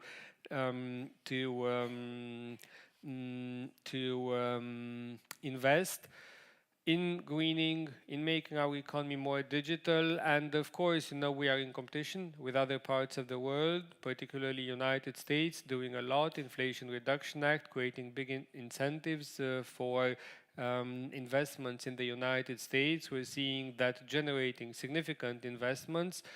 Though I believe that our recovery and resilience facility is better at incentivizing reforms. So maybe we are a bit slower in making money available, but it is, I think, more sustainable in incentivizing reforms. And I would advise us to use the tools that we have before, creating new ones. You asked me specifically about the budget of the European Union. Look, this is 1% of the GDP. Budget is an essential tool that one has to transpose the policy vision into reality. The budget of the Union for a year is 1%. We have to be aware of what it can do and what it cannot do, though I believe that it has to give predictability. So as we are going to adopt the budget of the Union for next year, the main objective is to make sure that traditional priorities of the Union are properly funded, particularly as we're discussing also in the context of the Martens Center. I mean, making sure that rural areas are properly funded. The farmers had to adjust a lot in the transition to the green economy. Make sure that we do not burden farmers more is also something that is important to our center-right EPP political family. Make sure that we keep the convergence between the rural and urban areas. Make sure that we bring research, innovation, new technologies to villages, to rural areas as well, because I think we talk a lot about the urban areas in which innovation, research is concentrated, but we shouldn't forget the rural areas as well. Yeah, thank you very much. I suggest that perhaps we start engaging a little bit with the audience, and I know that we had a Slido poll, and perhaps this is the moment to have a look at the result. Sandra, please, if you could tell us. Indeed, Federico. As you remember, at the beginning of this panel, we asked our audience what is the most important economic issue at the moment, and the majority of you replied that it's lingering inflation, namely 53%. Another 23% said that it's looming recession, and the rest of 23% said it's high levels of public debt. Federico? Thank you very much. I think that's interesting in a way. I mean, because it also corresponds to the results of a massive poll on the middle classes that we have done at the Martens Center, and the results that over half of the people have a very strong sense of financial insecurity and fear of falling behind. So, and that the cost of living crisis is the #1 concerns for most European citizens. It also corresponds, of course, to the findings of the Eurobarometer, the last few Eurobarometers. Anybody would like to comment on this or? No? Maybe I can say maybe just a word. I think that it helps very much. It helps is not the right word, but I think that if the labor market was very different than what it is now, it is a very strong labor market. I think maybe the answer would have been a little bit different. If the risk of becoming unemployed was much more visible, I think that poll would have been different. So this is good news in the sense that we have a strong labor market. I think Martin also said that, which is absolutely very, very essential. Yeah. So I would ask the audience if there are questions, you can start preparing for it and raise your hands and we'll start giving you the floor. But meanwhile maybe let's stay for a moment on the recovery and resilience facility. You were mentioning the new tools. Of course, that's maybe the most transformative, I would say, innovation in the EU's approach to macroeconomic transformation somehow in the last few years, because we shifted from a posture which traditionally was first you need to reform and reduce risks and then we can have forms of joint investments.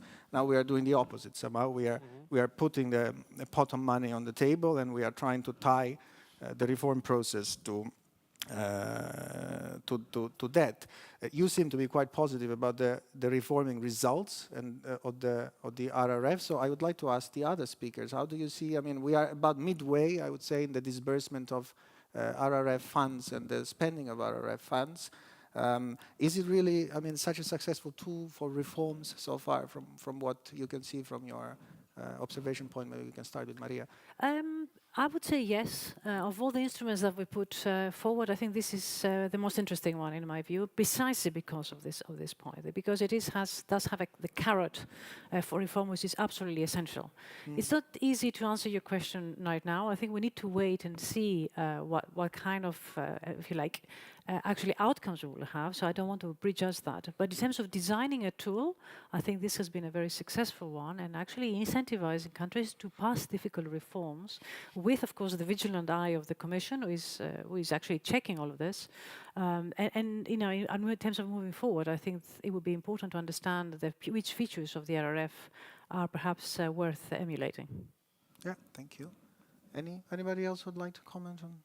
I know that that's a bit out of your purview, but perhaps Martin? Maybe I can just echo points that Maria mentioned, namely that I think ex ante, this instrument, especially when it comes to its size, was a game changer. I mean, the instruments existed before. I mean, in the treaty, it's treaty based, and incidentally, as some of you may know, this possibility was actually created in Article 122, linked to energy crisis. Right. So it was a sort of an irony of history, if you like, that one then sort of used this article specifically when then the crisis came, although it was launched, of course, before. I think the implementation is something that needs to be assessed then carefully once the program is over. What we know, I mean, we as European Fiscal Board, we do not specifically institutionally follow the implementation of the instrument month by month. But what we all hear is that in some countries implementation is faster than in others. Sometimes in the countries that would need it most, it's not particularly fast. But I think again, as I said, ex ante, this is of course something that helped very much in that particular context. Implementation is key now. Thank you. I see we have a hand raised, two actually, so I suggest that we take perhaps Peter first. Thank you very much. One of these white elephants in the room is the increase of EU's own revenues. That's not a topic we are going to discuss normally before elections, but this question will never go ahead. And I would like to have some ideas or some thoughts on the part of the panelists. What can these sources be? For the moment, they are very tiny, which are originally for the EU, but where the question will not go away, definitely. Thank you. So maybe we can take this one. Of course, it's also linked to the RRF repayment, this issue of own resources. So maybe. Look, I mean, of course, traditionally, the member states like to collect themselves taxes and to decide politically when and how much they allocate to the European Union.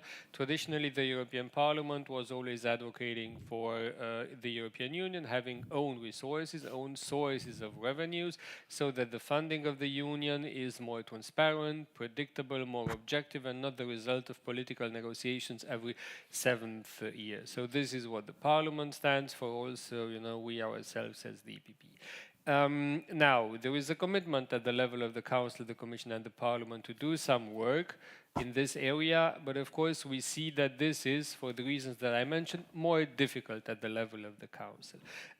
If one were to announce that they tax, the people of Europe more, that is something impossible, and that is also not the scope of this. So firstly, I believe it's very important to explain this properly, to make clear that it shall not lead to higher taxation for the people, for companies, to higher burdens.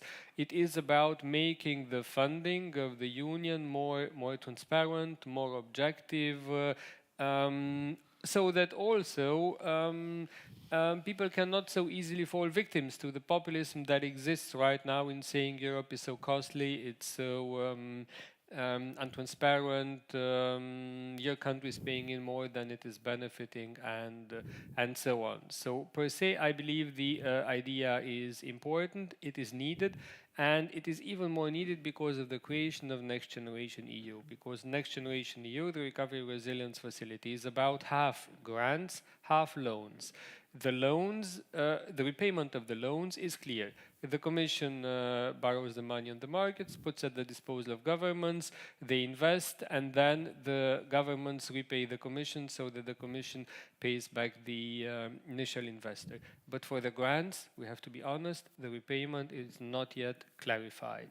And either the governments pay back those grants by themselves, which they won't, for them it's subsidies, it's grants, or the budget of the European Union repays this between 2028 and 2058, which shouldn't happen. The budget of the Union is a budget for investments. It's not a budget for repayment of debt, and it would mean a significant reduction of the budget for all of the priorities, for all of the areas, be it agriculture, investments in infrastructure, research, innovation, Erasmus scholarships. So we would need to tell to all these types of beneficiaries, you will receive less because we have to pay back the markets, and we shouldn't do that. Or we introduce the own resources, which I believe is, the transparent and initially also the desired version. So far, there was a tax on single-use plastic that was successfully introduced, where the revenues, I think, are higher than they were initially predicted, and which also leads to the contribution of member states to the budget of the Union being reduced, because this year the revenues which the Union collects automatically from customs duties, single-use plastic tax, and that VAT-based contribution are bigger than initially projected, also due to inflation, because the amounts collected from the VAT-based tax because of inflation have grown. So the Union collects more from those automatic sources of revenues, so member states have to pay in less than what was initially foreseen. And by the way, that is 22% less than the member states have to pay into the budget than was initially foreseen. And that is a significant amount. I think that needs to be said publicly as well. Thank you very much. Do we have another question there? Yeah. Adam Bartha from the Epicenter Network. I would like to bring a bit more ambition into the conversation than what the title implies with recovery. Our member think tank from Denmark published a paper today that calls for a regulatory budget that would increase GDP growth to 14% over 10 years. At the moment, it seems like we are very unambitious with our economic growth, with creating more prosperity in EU institutions. We're trying to redivide the already existing pie. And I would be interested in your opinions, what you think EU institutions can and should adopt in order to have at least a 3% consistent growth in the Eurozone and possibly even higher outside of the Eurozone. Thank you. Well, that's a big question. So maybe we start from Maria. I do not miss an opportunity to emphasize that what we actually need to do make urgent progress on in Europe is the Capital Markets Union. This is where I think the big levers are, because the 70 billion that we need, 600 billion that we need for the green growth, net additional investments over and above what we do now per year till 2050 to meet our green objectives will not happen by the taxpayer. And indeed shouldn't happen by the taxpayer. You need to find ways, we need to find ways of levering private money. And I worry that we are very much behind on stimulating capital markets to pick up some of the bill. In my opinion, without the capital markets, we would not be able to meet our investment needs. And that is the one, if I was to pick one, I would pick that as an urgent policy recommendation that needs to happen very, very, very soon. Oscar, what would be your one pick to get back to 3% growth? Well, in my case, perhaps the answer is a little bit easier, no? Because I come from an institution that has only one mandate, which is to preserve price stability. No? So I think this is the best service we can provide to the European economy and to the euro area citizens. And well, people do not like inflation, as you just saw in the reply to your question, for good reasons. No? Because I mean, employment, growth, and prosperity cannot flourish in an environment in which inflation is high, persistently high, and unpredictable. No? But I would say a couple of things more. No? Of course, I would agree with you that making tangible progress in the capital market unions is absolutely a priority. But also we have to complete the banking union, which is, if not more important, at least equally important, no? Given that most of the financing to our productive sector goes through the banking sector in the EU. And there are still there are some important elements which are missing in the banking union, no? Including a common deposit guarantee. No? So there are some fronts in which progress is absolutely essential. Another one, you mentioned it before, is we need to conclude as soon as possible the discussion on the governance of fiscal policy in the European Union. We have to kill this source of macroeconomic uncertainty at a time at which we need to bring more macroeconomic uncertainty. And of course, we have to be very ambitious with structural reforms, avoiding any kind of complacency. The challenges that we are facing are very, very significant. They are probably more challenging and more demanding than when many of the reforms were designed in the context of the Next Generation EU. We are facing new challenges. And perhaps we should keep ambition as high as possible. I'm more familiar with the area that Martin mentioned in terms of the implementation of the expenditure in Next Generation EU. And as you mentioned, I mean, I think it's pretty clear that in some cases we are lagging behind the schedule. And in terms of the structural reforms, I would agree with you. I mean, it's equally important, maybe more important in some cases than spending money, because you need to raise potential growth, which has probably been damaged in the European Union, in the euro area, after two important crises, the pandemic, but now the energy crisis. So we have to be very, very ambitious on that front, because long-term prosperity is likely to come more from structural reforms than from just current expenditure. Thank you very much. Would you like to add anything on the 3% growth issue? But also maybe another aspect, of course, I mean, this is long term. I mean, what we need to do at the structural level to get back to higher growth. Maybe you can say a word also on the fiscal stance, because short term, I think the fiscal stance that we have will have an impact on developments next year, for example. What should be the fiscal stance, and any additional idea on structural issues? Okay, yeah, so following your lead, I will start with the long term and then come to the short term. So let me say that I very much agree with what Maria and Oscar just said. So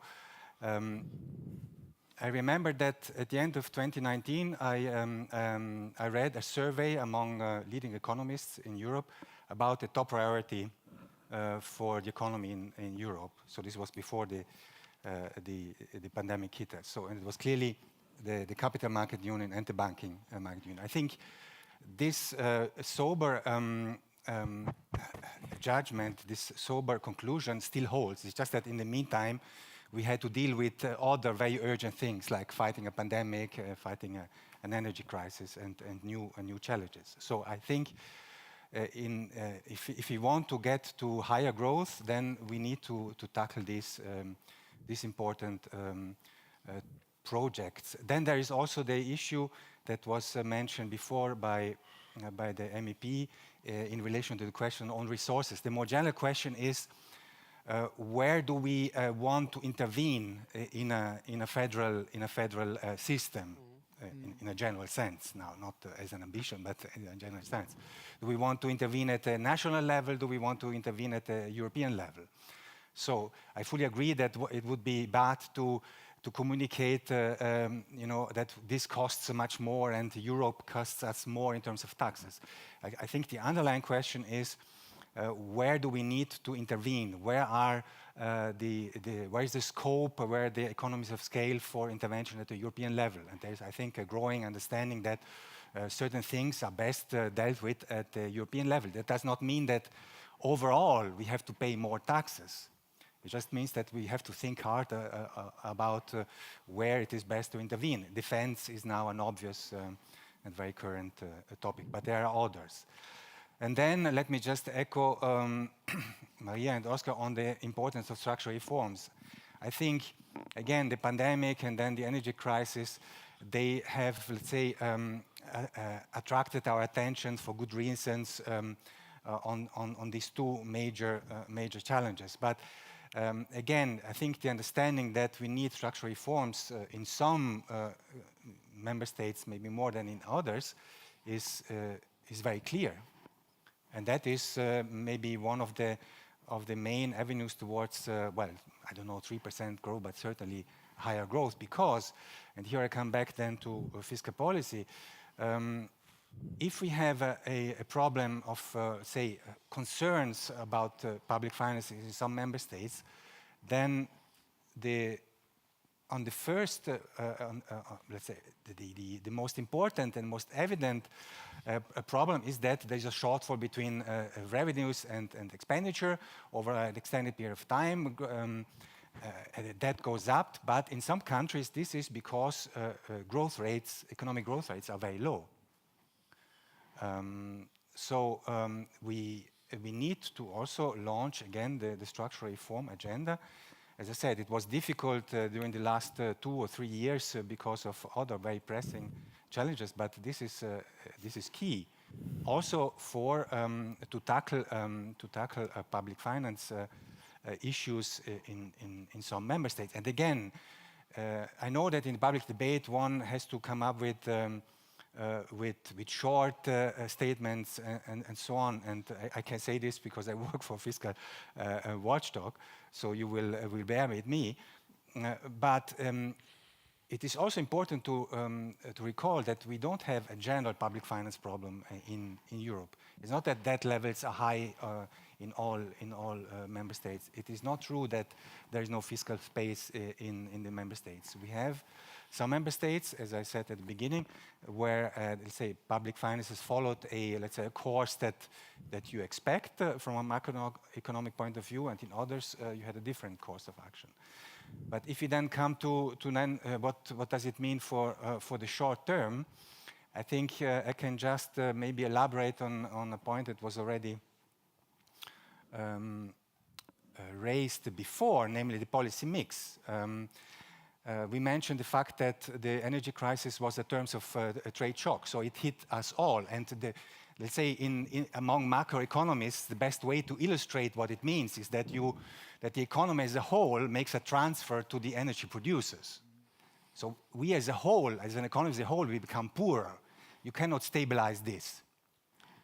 From a political point of view, and I have the most sympathy for that, I understand that one then says, yes, we have to sort of help the most vulnerable. But if you look at what most member states have done, they have essentially implemented untargeted fiscal measures. There's, by the way, a very nice paper by staff of the ECB that is coming out soon and shows that, yes, in many member states, the fiscal measures have increased the incomes of low-income households, but they have looked at how the effect has worked out across the various deciles of the income distribution, and in most cases that were studied in this research, so that at the end, and in real terms, the higher income deciles actually got more out of these measures. So I think when it comes to the policy mix, I think there's a scope for improvement overall, leaving aside the question whether some member states have a sort of a sustainability issue or not. And just let me just conclude with one possible comment on what Maria said before, namely that it may not be a very good idea to bring back rules next year when the economy is still expected to be weak. I think to equate the application of fiscal rules with austerity is wrong, with due respect. Fiscal rules have never been implemented as an instrument to impose austerity. They've always been meant to keep public finances on a sustainable footing. That is actually the statutory objective of the rules. And in fact, we as Fiscal Board, we have tried to always underscore that, for instance, also procedures that are sometimes perceived as having a stigma, like the excessive deficit procedure, are not meant to immediately push a country into austerity. No, it's a medium-term plan that is meant to communicate and to anchor expectations for the economy as a whole, including financial markets. The point is clear. Thank you very much. Thank you. I hope you have the chance to reply. We have time probably for one more question, and I see that there is a gentleman here. The European economy doesn't function in a vacuum, so I'm wondering from the panelists, if you look beyond the borders of Europe, where do you see the greatest risks to the European economy? Is it a recession in China? Is it a prolongation of the war in Ukraine? Is it a change of leadership in Washington? Where do you see the vulnerabilities outside of Europe? Let's take this other one as well. I see another hand up, and then. Hi, thank you. I fully agree what was said so far, what we need to get growth to Europe, but most of the things we're looking inside. The EU is an open economy, and I think what companies need in Europe is to be competitive in the global economy. So looking at that, to competitiveness, what is the role of a proper regulatory framework and the single market, which by now it turns 30 years. What reforms should be done to the single market to achieve that? Okay, so I would suggest that we proceed in the following way. The single market question, I have the feeling that you are probably the best positioned, Siegfried and Maria, to answer that. And then we take a last round, full round, on the greatest risk. And I think that's a good question to end on. What is it that policymakers should watch in the next month and the next year or so? What is the greatest risk they should keep in mind?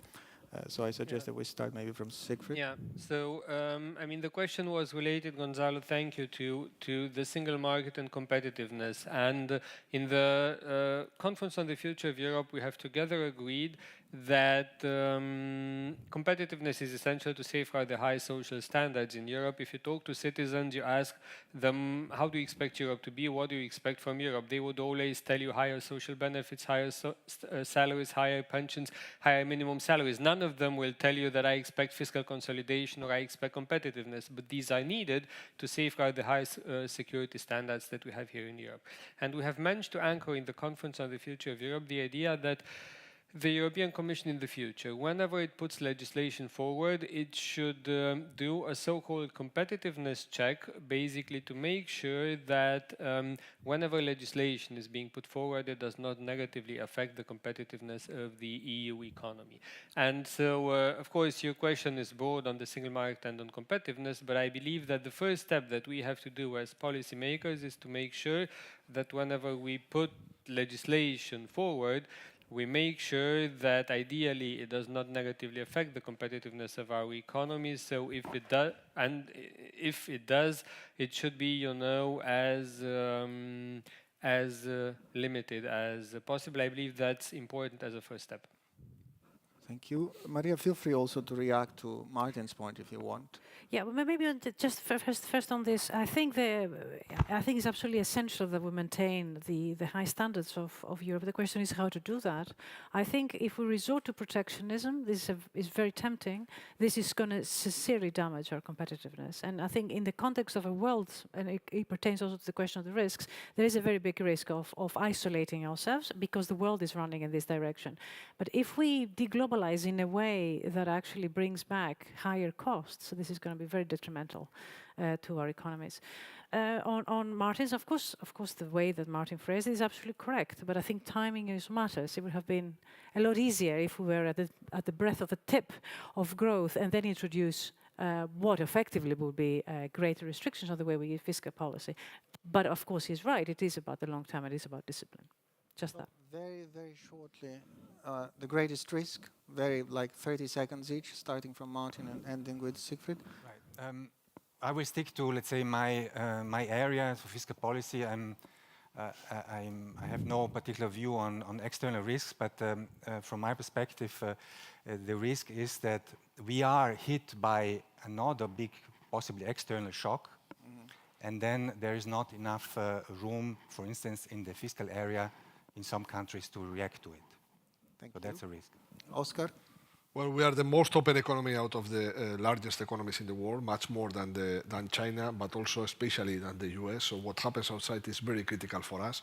In my view, the main risk outside is still the one coming from the unjustified war of aggression of Russia on Ukraine. And what happened over the weekend is probably telling us something about the remaining capacity of causing economic damage by some actors around on the euro area economy. Of course, China is an element of concern, but I think that in terms of a genuine economic risk, we are still particularly worried about what's going on in the Russia sphere. Clear. Thank you very much. Maria? Yeah, I totally agree with Oscar. Actually, I think for us that war is an existential risk, so it has to be up there as the greatest priority. To that, perhaps I'd add the issue of global fragmentation. I think that is something that is becoming extremely prominent, and it comes from all directions. It's difficult to choose which direction it's coming from. Fragmentation. Thank you. Siegfried? Look, obviously, I think we have to reduce the energy dependence on Russian fossil fuels up to zero, make it irreversible as soon as possible, and learn from that high dependence that we had, that never again in the future we should be dependent on any single source of energy, any single country of origin, or any single route of transport as we were on Russian fossil fuels. Including de-risk from China when it comes to new resources. And then, of course, up to Saturday, we had to live with the war. I totally agree with what Maria, Oscar were saying on the importance of that one, the risks for our economy. Now it's two wars. The consequence of that will be that we will have to invest more in security defense. We will have to do it quicker than we anticipated and for a longer period of time. And I believe that that will have an impact upon our economic model, because whenever we spend, we also need to find some ways to how to finance that. But I think it will be important, and I think it will be something that people will expect us to deliver in the next months: security, safety. Thank you, and that's a good issue to end on. You all agree that it's an external shock that we have to fear, and indeed the security and defense aspect that we have discussed extensively also in previous panels must be emphasized. Well, thank you very much for this fascinating conversation. Thanks for everyone for your participation, and it is now the moment to hand over to Sandra.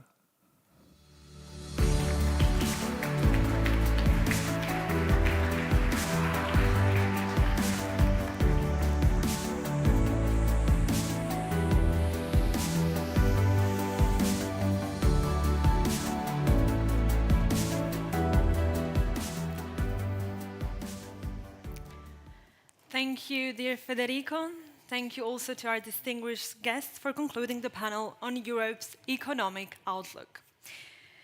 Dear ladies and gentlemen, with this panel, we have come to the very last highlight of this 2 days event, the European Ideas Forum 2023.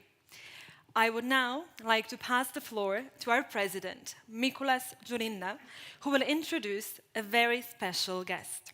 President, the floor is yours.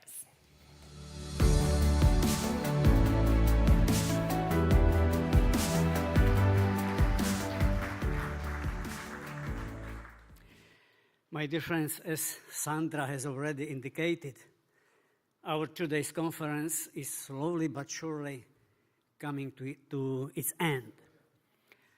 But the best is yet to come.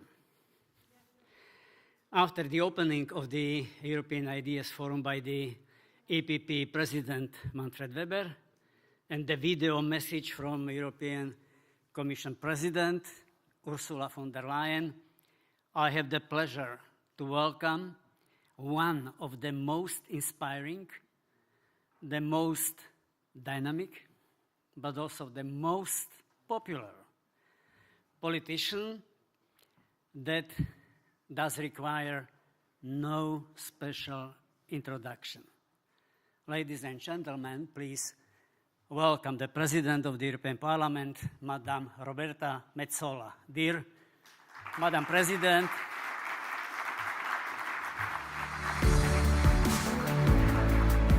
dear Roberta, the floor is yours. Thank you so much, dear President Dzurinda, dear Mikuláš, ladies and gentlemen, distinguished guests. I am truly delighted, as I always am, to address meetings that you organized to be here with you. I was asked to give an address on how we can navigate through so many crises that we have gone through and are currently going through. I would say that our term has been defined by the crises and the solutions that we have found and are continuing to find for them. Because the last few years have been consequential for Europeans. After Brexit and the health crisis, we stood united and we stood firm against Russia's illegal invasion of Ukraine. We are reducing our dependencies on Russian energy. We are addressing climate change and preparing for digital growth. We are standing up for our values. But yet, last week we saw the ugly face of terrorism stick its head up once again, with the horrendous attacks on innocent Israeli citizens, the murder of over 1,000 people, thousands injured, and close to 100 women, children, and men still held hostage by a fundamentalist terrorist group, Hamas. Only 3 days ago, we saw gas pipelines and data connections damaged by external actors at the bottom of the Baltic Sea between Finland and Estonia.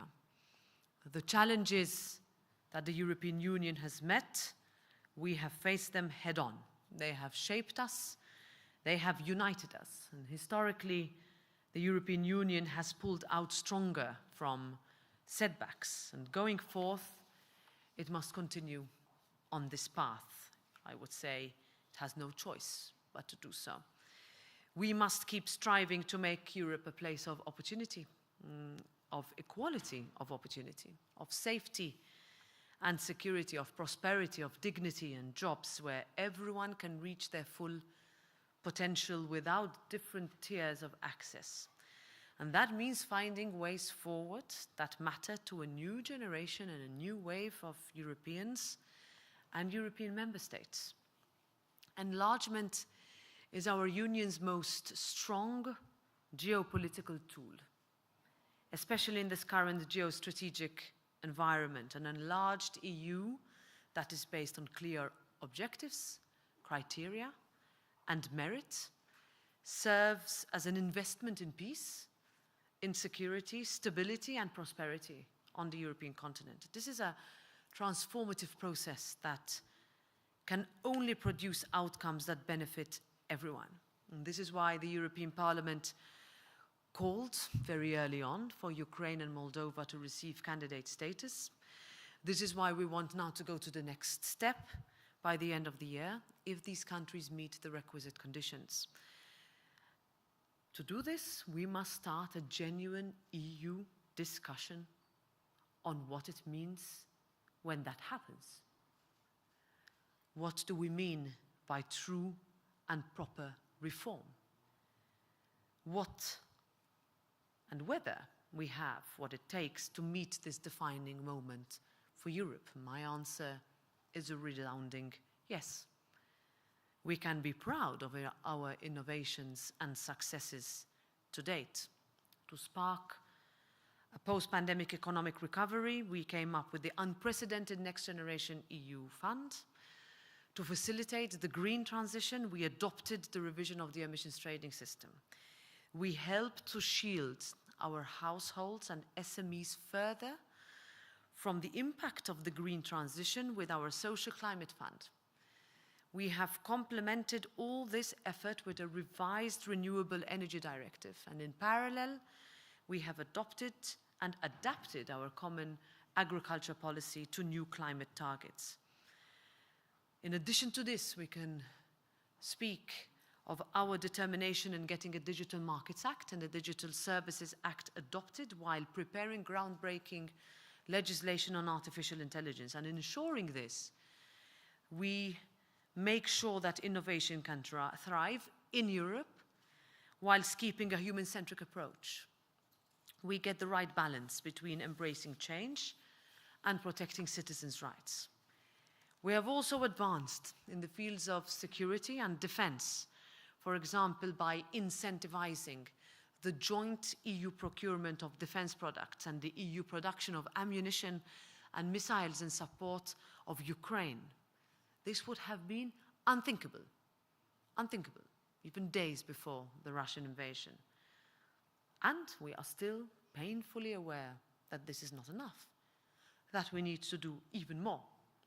So, ladies and gentlemen, we know how important it is to be the source of new, sustainable ideas, to look to the future, like you, Mikolas, Tommy, and Klaus do here at the Martens Center, while reconciling differences and building bridges.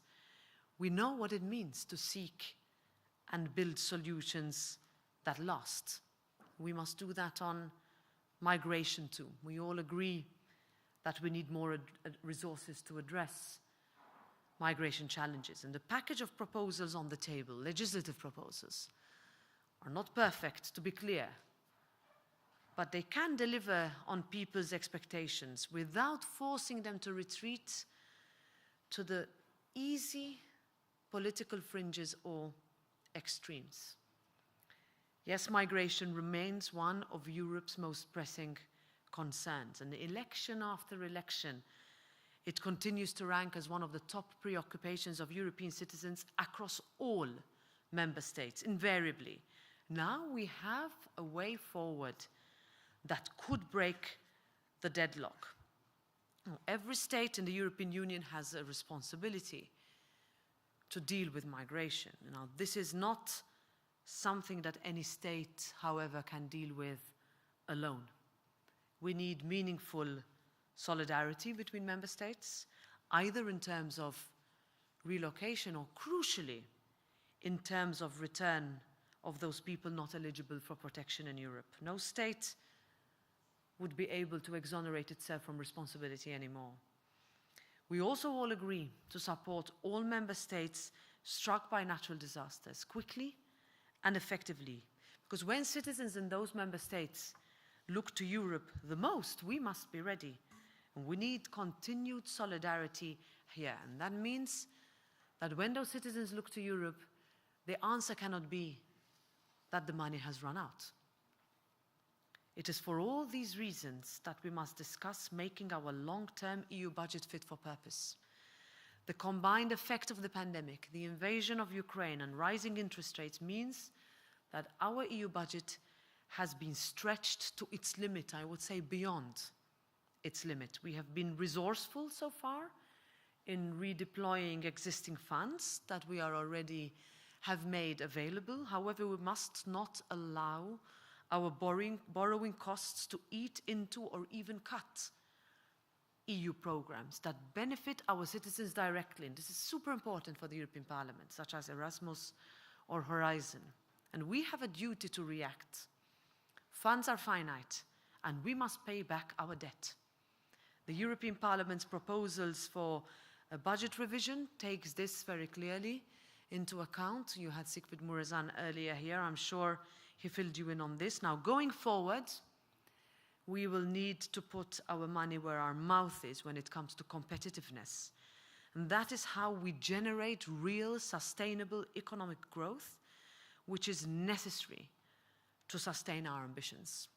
I will say something now that is at the core of many of us and our policies and the way we do politics. Some of us have known each other for a long time. I'm, quote, Tono now, every day. Our people must be at the heart of our focus. And last week at the European Council in Granada, what I said on behalf of the European Parliament was that Europe is about discovering the political will to overcome seemingly impossible odds and differences, about finding ways forward to improve lives, about solving intergenerational geopolitical issues and changing the course of history. So today, to try to bring all these issues that I put forward together, whether it is on enlargement, whether it is on migration, whether it is on our MFF, we need a dose of that spirit again to navigate through the crises of our time. At this defining moment, Europe really should be defined by its ability to step up and to lead. At the same time, we cannot ignore people who are feeling left out. They are struggling to make ends meet. Our fishermen, our farmers are uneasy. Young people face an uncertain future. And failing to address people's fears will only lead to increased polarization. And if we fail to understand that, we will seriously lose ground and put our accomplishments in peril. Now, with the European Parliament elections fast approaching in June next year, the biggest task of all is that of reigniting in our people a sense of collective European purpose. And we need to convince people about Europe and of the merits of doing things together. Take these things for granted. Every day we need to say this pragmatically, with seriousness, and being an alternative voice of those who find easy answers to difficult questions. That is also what one of the architects of Europe's steady unification, Wilfried Martens, believed in. We will be commemorating his passing 10 years ago in the coming days. And at a time when we want more for Europe and from Europe, while navigating through crises, it would be a grave mistake to care even less. We need to fight cyber and disinformation attacks, find ways to bridge social issues that seek to divide rather than unify. But most importantly, we must explain, listen, and then listen even harder to people's genuine concerns. We have a huge responsibility to convince Europeans to continue to believe and to vote for Europe, because Europe matters and can deliver more. Now it is our responsibility, and we will carry that. Thank you.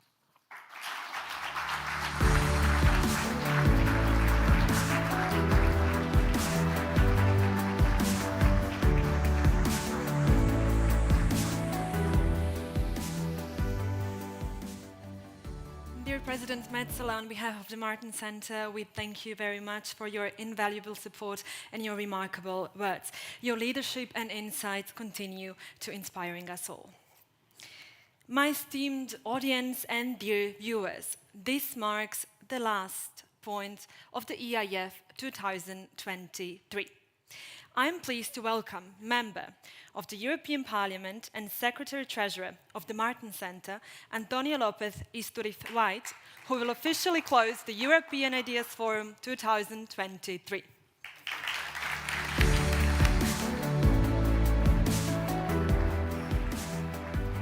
Thank you very much.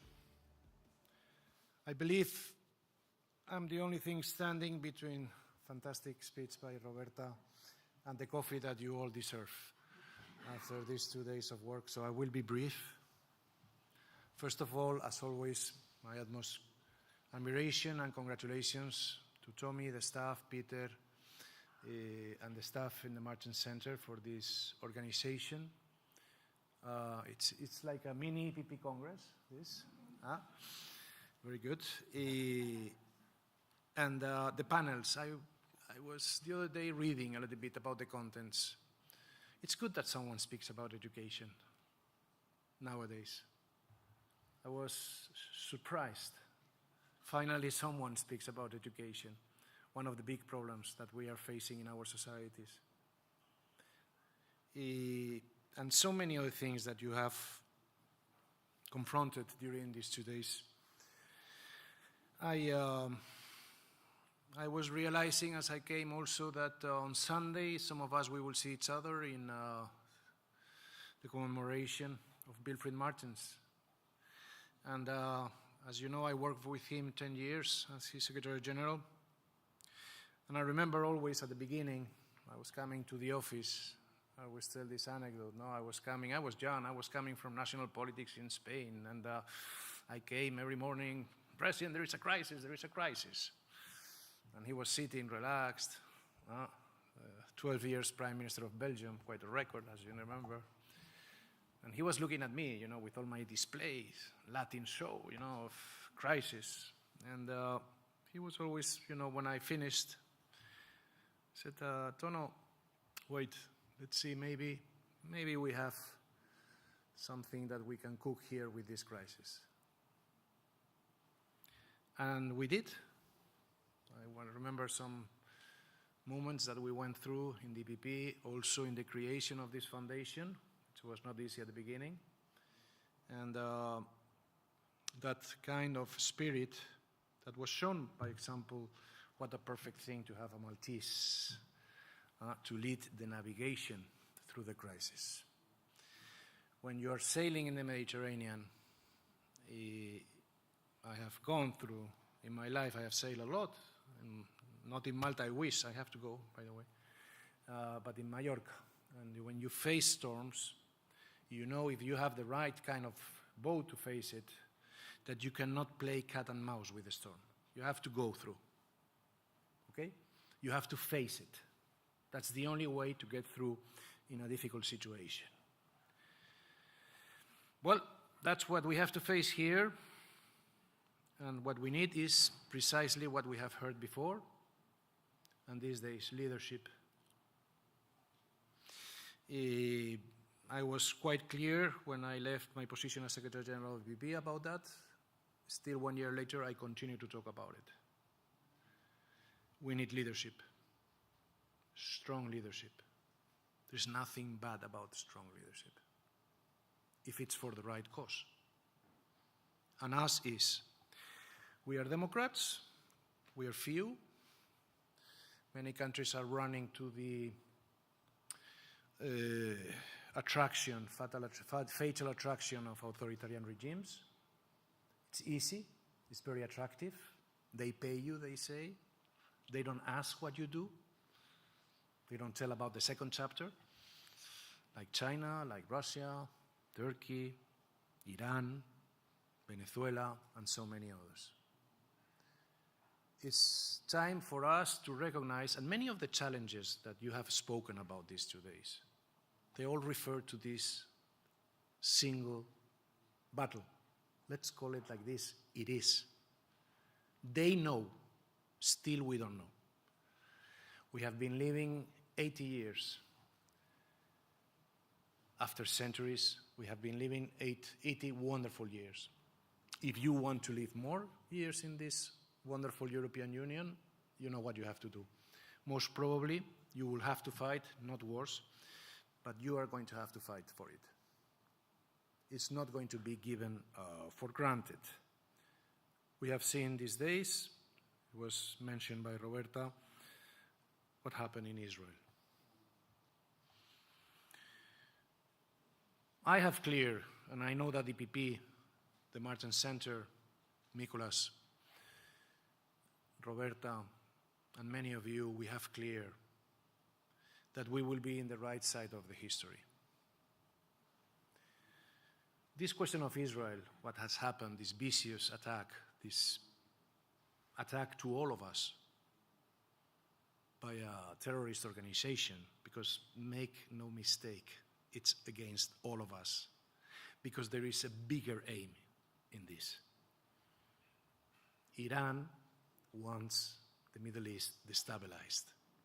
And it was going to, well, the Abraham Accords, rapprochement between Israel and the Arab countries. This was too good for the interest of the, not Iran, the Ayatollah regime.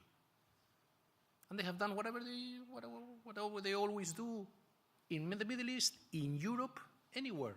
They have used their terrorist arms. I know about terrorism. I have suffered in my country when I was a kid.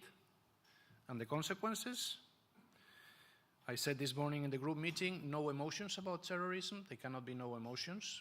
It has to be eradicated. I know about it.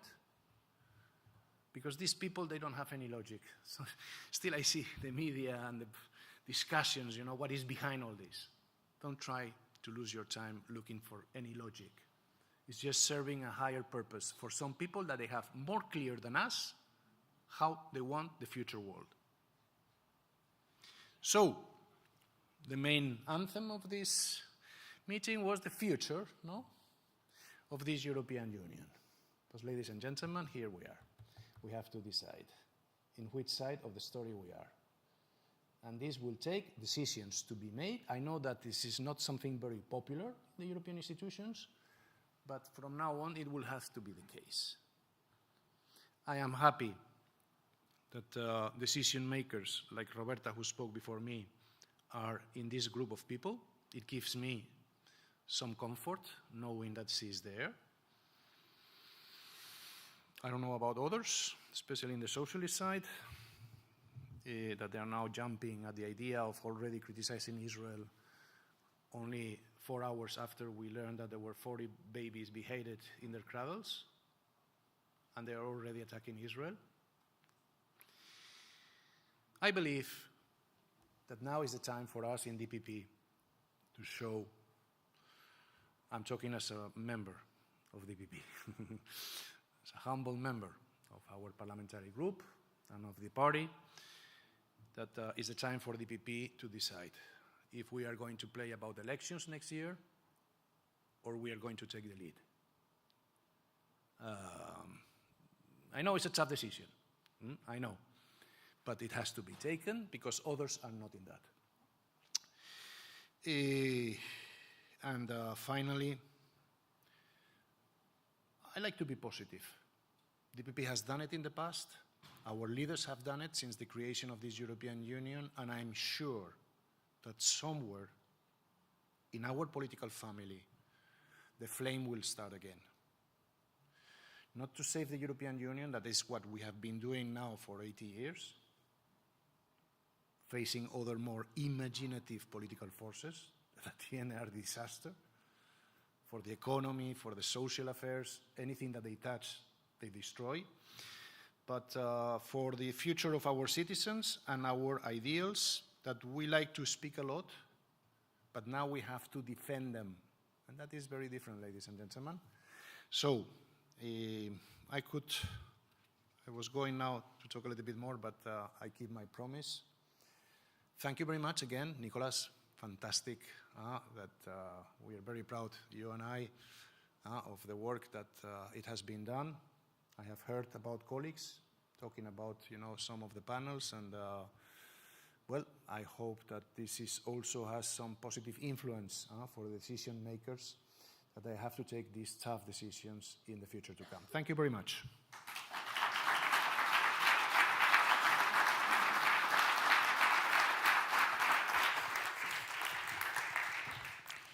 Thank you, Tono, for your closing remarks, which brought already traditionally the European Ideas Forum 2023 to a powerful conclusion. At this point, dear ladies and gentlemen, I'd like to thank our speakers and moderators, and especially you, our dear audience, here at the studio, as well as to our online audience, for your active participation. If you have missed the debates, they will remain available on our platforms, where you can re-watch them at your ease. A big thank you goes once again to Apple, AT&T, Johnson & Johnson and Vodafone, who have powered the European Ideas Forum 2023. Continue following the Martens Center activities to stay informed, and we are looking forward to seeing you at one of our next events. Have a good day and goodbye.